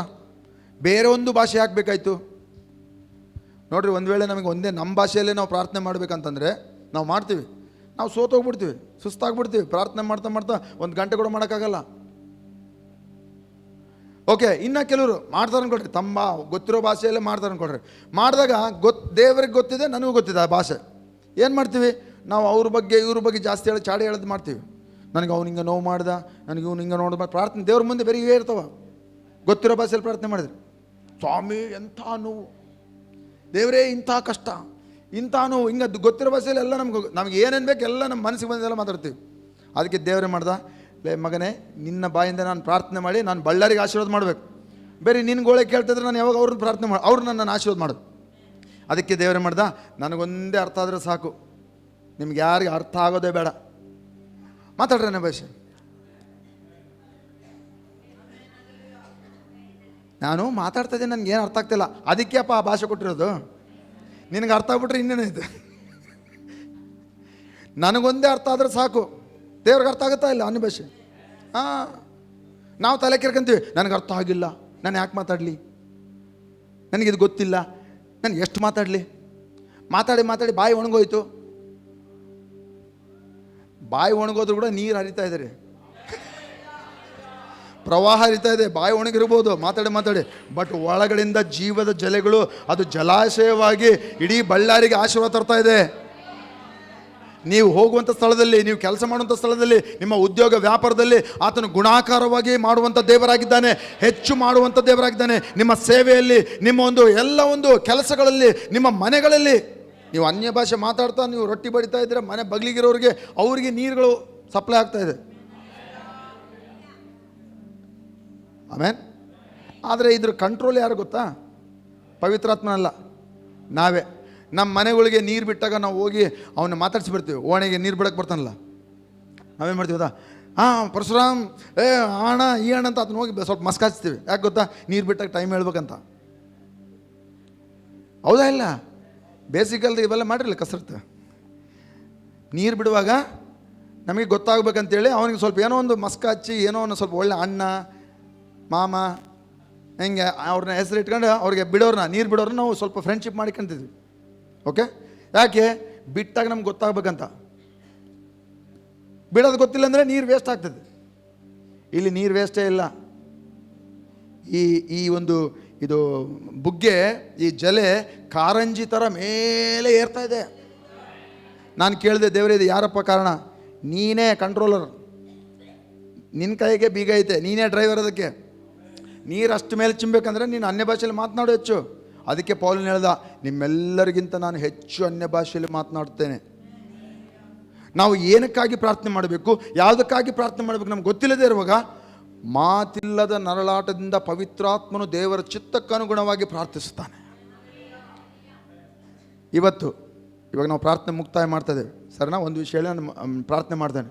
ಯಾರ್ಯಾರಿಗೆ ಅನ್ಯ ಭಾಷೆ ಮಾತನಾಡುವಂಥ ವರ ಇಲ್ವೋ, ಇವತ್ತು ನಾನು ಪ್ರಾರ್ಥನೆ ಮಾಡುವಾಗ ನೀವು ಅನ್ಯ ಭಾಷೆಯ ವರವನ್ನು ಹೊಂದಿಕೊಳ್ತಾರೆ. ಆಮೇನ್. ಈ ಅನ್ಯ ಭಾಷೆಯ ವರ ಬಂದ್ಬಿಟ್ಟು ನಿಮ್ಮೊಳಗಡೆಯಿಂದ ಜೀವದ ಜಲಗಳು ಉಕ್ಕಿ ಹರಿತದೆ. ನಿಮ್ಗೆ ಅರ್ಥ ಆಗೋ ಅವಶ್ಯಕತೆನೇ ಇಲ್ಲ, ನಿಮ್ಗೆ ಅರ್ಥ ಆಗುವಂಥ ಅವಶ್ಯಕತೆನೇ ಇಲ್ಲ. ಜಲಗಳು ಹರಿಯಂತ ಮಾಡಿರಿ ಅಷ್ಟೇ. ಅದಕ್ಕೆ ತನ್ನಷ್ಟಕ್ಕೆ ತಾನೇ ಅದು ಮಟ್ಟ ಹೆಚ್ಚಾಗ್ತಾ ಹೋಗ್ತದೆ. Hallelujah, hallelujah. ಲಾಸ್ಟ್ ವಿಷಯ ಹೇಳ್ತೀನಿ. ಈ ನೀರುಗಳು ಇನ್ನೊಬ್ಬರಿಗೆ ತಲುಪಬೇಕಂದ್ರೆ ಏನು ಮಾಡಬೇಕು? ಜಲೆ ಹರಿತಾ ಇದೆ, ನಾವು ಹೋಗಿ ಸುವಾರ್ತೆ ಹೇಳೋದು ಕೂಡ ಮಟ್ಟ ಹೆಚ್ಚು ಮಾಡ್ಕೊಳ್ಳೋದು. ಇನ್ನೊಬ್ಬರಿಗೆ ಸುವಾರ್ತೆ ಹೇಳಬೇಕು. ಮುಂಬರುವಂಥ ವಾರ ಭಾನುವಾರ 29ನೇ ತಾರೀಕು ದ್ವಾರಕಣ್ಣವರು ಅವ್ರಿಗೋಸ್ಕರ ಪ್ರಾರ್ಥನೆ ಮಾಡಿರಿ. ಆದರೆ ನಾವೆಲ್ಲ ಏನು ಮಾಡೋಣ? ಪ್ರಾರ್ಥನೆ ಮಾಡೋದು ಮಾತ್ರ ಅಲ್ಲ, ಪ್ರಯಾಸ ಮಾಡ್ತಾಯಿದ್ವಿ. ಏನು ಮಾಡ್ತಾಯಿದ್ವಿ ಗೊತ್ತಾ? ನಾವು ಹೋಗಿ ನಮಗೆ ಗೊತ್ತಿರುವಂಥ ದೇವರ ಸುವಾರ್ತೆ ಗೊತ್ತಿಲ್ಲದೆ ಇರುವಂಥ 3 ವ್ಯಕ್ತಿ ಕನಿಷ್ಠ, ಎಲ್ಲರೂ ಕನಿಷ್ಠ ತೋರಿಸಿ ಕನಿಷ್ಠ 3 ಕರ್ಕೊಂಡು ಬರುತ್ತೇನೆ. ಸುವಾರ್ತೆ ಗೊತ್ತಿಲ್ಲದವ್ರನ್ನ ಕರ್ಕೊಂಬರ್ರಿ. ಮತ್ತೆ ಹೋಗಿ ಪಕ್ಕದ ಚರ್ಚು, ಆ ಕಡೆ ಚರ್ಚು, ಈ ಕಡೆ ಚರ್ಚ್ ಮೆಮ್ಮನ್ನು ಕರ್ಕೊಂಬರ್ಬೇಡ್ರಿ. ಹಲೋ, ಲವಣ ಸಮುದ್ರದಲ್ಲಿರುವಂಥ ಮೀನುಗಳು ಬೇಕು, ಜೀವಕ್ಕೆ ಬರಬೇಕು. Hallelujah, hallelujah. ದೇವರು ರಾಜ್ಯದಲ್ಲಿ ರಾಶಿ ರಾಶಿ ಮೀನುಗಳು ಸೇರಬೇಕು. Amen, hallelujah. ನಿರೀಕ್ಷೆ ಇಲ್ಲದಂಥ ಸೈತನ ಬಂಧನೆಯಲ್ಲಿ, ರೋಗದಲ್ಲಿ, ನಾಶನದಲ್ಲಿ, ನರಕದ ಹಾದಿಯಲ್ಲಿರುವಂಥ ಅನೇಕರು, ಸಹಸ್ರಾರು ಜನರಿದ್ದಾರೆ. ಅವರಿಗೆ ಈ ಜಲೆಯ ಅವಶ್ಯಕತೆ ಇದೆ, ಈ ಒಂದು ಜೀವದ ನೀರುಗಳ ಅವಶ್ಯಕತೆ ಇದೆ. ದಯಮಾಡಿ ಈ ನೀರುಗಳನ್ನು ಕಂಟ್ರೋಲ್ ಮಾಡಬೇಡ್ರಿ, ಇದನ್ನು ಹೆಚ್ಚು ಬರುವಂತೆ ಮಾಡಿರಿ. ಎಷ್ಟು ಹೆಚ್ಚು ಬರುವಂತೆ ಮಾಡ್ತಿರೋ, ನೀವು ಮಾತನಾಡುವಂಥ ಅವಶ್ಯಕತೆ ಇಲ್ಲ. ಆ ಪವಿತ್ರಾತ್ಮನು ಆ ಸಮಯದಲ್ಲಿ ಅವರಿಗೆ ಏನು ಮಾತನಾಡಬೇಕು ಆ ಜಲಗಳ ಮೂಲಕ ಅವರಿಗೆ ಆತನೇ ಮಾತನಾಡುತ್ತಾನೆ. ನಾವು ಯೋಚನೆ ಮಾಡ್ತೀವಿ, ಇವನಿಗೆ ಹಿಂಗೆ ಹೇಳಬೇಕು, ಇವನು ಭಾಳ ಇದು, ಇವನಿಗೆ ಹಿಂಗೆ ಹೇಳಿದ್ರೆ ಅರ್ಥ ಆಗ್ತದೆ. ನೀನು ಏನು ಪ್ಲಾನ್ ಮಾಡಬೇಡಪ್ಪ, ಪವಿತ್ರಾತ್ಮ ನೀರು ಬರಂಗೆ ಮಾಡು ಸಾಕು. ಆತನೆಲ್ಲ ಮಾಡ್ತಾನೆ. ಆತನ ಪ್ರವಾಹದಲ್ಲಿ ಯಾರು ಎದುರು ನಿಲ್ಲಕ್ಕೆ ಸಾಧ್ಯ ಇಲ್ಲ. ಪವಿತ್ರಾತ್ಮನ ಜಲೆಯ ಪ್ರವಾಹದಲ್ಲಿ ಯಾವ ದುರಾತ್ಮ ನಿಲ್ಲಕ್ಕೆ ಸಾಧ್ಯ ಇಲ್ಲ. ಎಲ್ಲ ಕೊಚ್ಕೊಂಡು ಹೋಗ್ತದೆ. ಅವನ ಬುದ್ಧಿ, ಅವನ ಬಲ, ಅವನ ಆರೋಗ್ಯ ಏನೇ ಇರಲಿ ಎಲ್ಲ ಕೊಚ್ಕೊಂಡು ಹೋಗ್ತದೆ. ದೇವರ ಮುಂದೆ ಯಾರೂ ಗರ್ವಿಷ್ಠರಾಗಿ ನಿಲ್ಲಕ್ಕೆ ಸಾಧ್ಯ ಇಲ್ಲ. ಸುಮ್ಮನೆ ನಾವೇನು ಮಾಡಬೇಕು? ರಾ ಬಾಸೆ ಕೆರೆ ಕೆಲೆ ಬೇಸೋ ಕೊರೋಬೋ, ನಾನು ಸಂಜನಾಗೋಸ್ಕರ ಪ್ರಾರ್ಥನೆ ಮಾಡ್ತೇನೆ ಅನ್ಕೊಳ್ಳಿ. ಸಂಜನಾ ಒಂದು ಊರಲ್ಲಿ ಇಡೀ ಅಂದರೆ ಅಥವಾ ಸುರೇಶ್ಗಾಗಿ ಪ್ರಾರ್ಥನೆ ಮಾಡ್ತಾ ಇದ್ದೀನಿ. ಸುರೇಶ್ ಒಂದು ನಮ್ಮ ಬಳ್ಳಾರಿಯಲ್ಲಿ ದೊಡ್ಡ ರೌಡಿ ಅಂದ್ಕೊಳ್ರಿ. ಇವಾಗ ಅಲ್ಲ ರೌಡಿ, ಮತ್ತು ನೀವು ಹೋಗಿ ಅವನ್ನ ಇದು ಮಾಡಬೇಡ್ರಿ. ನಾನು ಹೇಳ್ತೇನೆ, ರಕ್ಷಣೆಗೆ ಬರೋಕ್ಕೆ ಸಾಧ್ಯ ಇಲ್ಲಪ್ಪ ಅವನು, ಅಂಥ ಕುಡುಕ, ಅಂಥ ನೀಚ ಪಾಪಿ, ಅಂಥವನಿಗೋಸ್ಕರ ನಾನು ಏನು ಮಾಡಬೇಕು? ಫಸ್ಟ್ ಪ್ರಾರ್ಥನೆ ಮಾಡು. ಸುರೇಶ್ಗೋಸ್ಕರ, ಸ್ವಾಮಿ ಸುರೇಶ್ಗೋಸ್ಕರ ಪ್ರಾರ್ಥನೆ ಮಾಡ್ತೇನೆ, ನನಗೆ ಗೊತ್ತಿಲ್ಲ ಅವನ ಅವಶ್ಯಕತೆ ಏನಿದೆಯೋ. ಪವಿತ್ರಾತ್ಮನ ಏನು ಮಾಡ್ತಾನೆ ಗೊತ್ತಾ? ನಾವು ರಬಾ ಸೋಕೋ ರೋಬೋರೋ ಆ ನೀರುಗಳು ಹೆಚ್ಚು ಮಾಡ್ತಾ ಹೋದರೆ ನೀರು ಹರಿತದೆ, ನೀರು ಹೋಗಿ ಅವನನ್ನು ಮುಟ್ಟುತ್ತೆ. ನಾವು ಹೋಗೋಕ್ಕಾಗಲ್ಲ, ಆದರೆ ನೀರು ಹೋಗುತ್ತೆ. ಹಲೋ, ಎಲ್ಲ ತಗ್ಗುಗಳನ್ನ ಮುಚ್ತಾ ಇಲ್ಲ ನೀರು. ಎಲ್ಲ ಲವಣದ ಸಮುದ್ರ ತಲುಪ್ತಾ ಇಲ್ಲ, ತಲುಪುತ್ತೆ. ನಾವು ಎಲ್ಲಿ ಮುಟ್ಟಕ್ಕಾಗಲ್ವೋ ಅಲ್ಲಿ ದೇವರ ಆತ್ಮನ ಮುಟ್ಟುತ್ತಾನೆ. ಪವಿತ್ರಾತ್ಮನ ಕೆಲಸ ಏನು ಗೊತ್ತಾ? ಯೋಹಾನ 16ರಲ್ಲಿದೆ. ನೀವು ಹೋಗಿ ಮನೆಗೆ ಹೋಗೋದ್ಮೇಲೆ ಹೋದ್ರಿ, ಅವನು ಮನವರಿಕೆ, ಪಶ್ಚಾತ್ತಾಪವನ್ನು ಉಂಟು ಮಾಡುವಂಥ ಆತ್ಮನು. ಏನು ಮನವರಿಕೆ? ಅವನೊಬ್ಬ ಪಾಪಿ ಅಂತ ಅವನಿಗೆ ಮನವರಿಕೆ. ನೀವು ಎಷ್ಟೇ ಸುವಾರ್ತೆ ಹೇಳ್ರಿ, ನಾನು ಪಾಪಿ ಅಂತ ಒಪ್ಕೊಳ್ಳಲ್ಲ. ಅವ್ರ ಬಾಯಿಂದ ಅವ್ರು ಒಪ್ಕೊಳ್ಳಲ್ಲ. ದೇವರ ವಾಕ್ಯನೇ ಅವರಿಗೆ ಮನವರಿಕೆ ಮಾಡಿಸೋದು, ದೇವರ ಆತ್ಮನೇ ಅವರನ್ನ ಮನವರಿಕೆ ಮಾಡಿಸೋದು. ನೀವು ಸರ್ವ ಪ್ರಯಾಸ ಮಾಡಿದ್ರು ನಾನು ಪಾಪಿ ಅಂತ ಹೇಳಲ್ಲ. ನನ್ನಷ್ಟು ನೀತಿವಂತ ಯಾವನಿಲ್ಲ ಲೋಕದಾಗ ಅಂತ ಹೇಳ್ತಾನೆ ಅವನು. ನಾನು ಯಾವ ವ್ಯಭಿಚಾರ ಮಾಡಿಲ್ಲ, ನಾನು ಯಾವ ಸಿಗರೇಟ್ ಸೇದಿಲ್ಲ, ನಾನು ಏನು ಮಾಡಿಲ್ಲ, ನಾನು ಹೆಣ್ಮಕ್ಳಿಂದ ಹೋಗಿಲ್ಲ, ಏನು ಮಾಡಿಲ್ಲ, ನನ್ನಂಥ ನೀತಿವಂತ ಯಾರಿಲ್ಲ ಅಂತ ಅವ್ನು ಹೇಳ್ತಾನೆ. ಹೆಂಗೆ ಹೇಳ್ತೀರಿ ಸುವಾರ್ತೆ? ಹೇಳಕ್ಕೆ ಬರಲ್ಲ ಹಂಗೆ ಹೇಳಿದ್ರೆ, ನಮ್ಮ ದೇವರದನ್ನು ಸಾಕು ಅಂತಾನೆ. ಅವನಿಗೆ ಯೇಸುವಿನ ಅವಶ್ಯಕತೆ ಇದೆ. ಅವನೊಂದು ಪಾಪಿ ಅಂತ ಅವನಿಗೆ ಮನವರಿಕೆ ಬರಬೇಕಂದ್ರೆ ಆ ಪವಿತ್ರಾತ್ಮನ ನೀರುಗಳು ಅವನನ್ನು ಹೋಗಿ ತಲುಪಿದಾಗ ಪಾಪದ ಅವನು ಹೃದಯದಲ್ಲಿ ಕೆಲಸ ಮಾಡಿ ನಾನು ಪಾಪಿಯಾಗಿದ್ದೇನೆ ಅಂತ ಅವನಿಗೆ ಮನವರಿಕೆ ಆಗ್ತದೆ. ಹಲ್ಲೆಲೂಯಾ. ಆವಾಗ ಅವರೇ ಕೇಳ್ತಾರೆ, ಆದಿ ಅಪೊಸ್ತಲರಲ್ಲಿ ಆದಂಥ ಘಟನೆಗಳು. ಅವರೇ ಕೇಳ್ತಾರೆ, ನಾವು ರಕ್ಷಣೆ ಹೊಂದಬೇಕಂದ್ರೆ ಏನು ಮಾಡಬೇಕು? ನಾವು ಯೇಸುವನ್ನು ಹಿಂಬಾಲಿಸ್ಬೇಕಂದ್ರೆ ಏನು ಮಾಡಬೇಕು? ನಾನು ದೀಕ್ಷಾಸ್ನಾನ ತಗೊಳ್ಳೋಕ್ಕೆ ನನ್ನನ್ನು ಏನು ನಿಲ್ಲಿಸ್ತದೆ? ಈ ರೀತಿಯಲ್ಲಿ ಜನರು ಪ್ರಶ್ನೆ ಕೇಳಿ ಅವರೇ ದೇವರ ಬಳಿಗೆ ಬಂದು ಅವ್ರು ರಕ್ಷಣೆ ಹೊಂತಾರೆ. ಏನಾಯ್ತಪ್ಪ ಅಂತ ನೀವು ಆಶ್ಚರ್ಯಪಡ್ತೀರಿ. ಏನಾಗಿಲ್ಲ, ನೀರು ಹೆಚ್ಚಾಗಂತ ಮಾಡಿ ಅಷ್ಟೇ. ಜೀವದ ಜಲಗಳು ಹೆಚ್ಚಾಗುವಂತೆ ಮಾಡಿ. ಪ್ರಾರ್ಥನೆ ಮಾಡಿ, ಏನೋ ಮುಂಡ್ರಿಗಿನಾಗಿದ್ರು ಕೂಡ ನೀನು ಪ್ರಾರ್ಥನೆ ಮಾಡಿ, ಏನೋ ಮಳೆ ಇದ್ರೂ ಕೂಡ ಪ್ರಾರ್ಥನೆ ಮಾಡಿ, ಏನು ಎಲ್ಲ ಅಡ್ಡಿಗಳು ಆತಂಕ ಇದ್ರು ಕೂಡ ನೀನು ಬಿಟ್ಟಿಲ್ಲ. ಮನೆ ಕೆಲಸ ಹೆಚ್ಚಿದ್ರು ಕೂಡ ಅನ್ಯ ಭಾಷೆಯಲ್ಲಿ ಮಾತಾಡ್ತಾ ಇದ್ದಿ, ವ್ಯಾಪಾರ ಇದ್ರು ಕೂಡ ನೀವು ಮಾತಾಡ್ತಾ ಇದ್ರಿ. ಅದೇನು ಮಾಡ್ತು? ಎಲ್ಲ ಲವಣ ಸಮುದ್ರವನ್ನು ಸಿಹಿಯಾಗಿ ಮಾಡಿತು. ಇಡೀ ಬಳ್ಳಾರಿಯನ್ನು ಅದು ಬದಲಾಯಿಸೋಕ್ಕೆ ಸಾಮರ್ಥ್ಯ ಇದೆ. ಹಲ್ಲೆಲೂಯಾ. ಅದಕ್ಕೆ ವಿಜ್ಞಾಪನೆ ಪ್ರಾರ್ಥನೆ ಮಾಡುವಾಗ ಅಥವಾ ನಿಮ್ಮ ವೈಯಕ್ತಿಕ ಪ್ರಾರ್ಥನೆಯಲ್ಲಿ ಅನ್ಯ ಭಾಷೆಯಲ್ಲಿ ಹೆಚ್ಚೆಚ್ಚು ಮಾತನಾಡ್ರಿ ಪ್ರಿಯರೇ. ಆಮೆನ್. ಹಲ್ಲೆಲೂಯಾ. ನಾವು ಈ ತಕ್ಕ ಪ್ರಾರ್ಥನೆ ಏನು ಮಾಡಬೇಕು, ಹೇಗೆ ಮಾಡಬೇಕು ಗೊತ್ತಿಲ್ಲ ಅಂದಾಗ ಪವಿತ್ರಾತ್ಮನು ನಮ್ಮ ಪ್ರಾರ್ಥನೆಯಲ್ಲಿ ಆತನು ಸಹಾಯ ಮಾಡುತ್ತಾ ದೇವರ ಚಿತ್ತಕ್ಕೆ ಅನುಗುಣವಾಗಿ ಆತನು ಪ್ರಾರ್ಥಿಸ್ತಾನೆ. ಅರ್ಥ ಆಯ್ತಾ? ಎಸ್. ಹೆಚ್ಚು ಮಾಡೋಣವಾ? ನೀರು ಹೆಚ್ಚು ಮಾಡೋಣವಾ? ಇವಾಗ ನಾನು ಹೇಳ್ತಾ ಇದ್ದಾಗೆ ನಿಮ್ಮ ನೀರುಗಳು ಮಟ್ಟ ಎಷ್ಟಿದೆ ಅಂತ ನಿಮಗೆ ಗೊತ್ತು. ಪವಿತ್ರಾತ್ಮ ಆಗಲೇ ಮನವರಿಕೆ ಮಾಡಿದ್ದಾನೆ.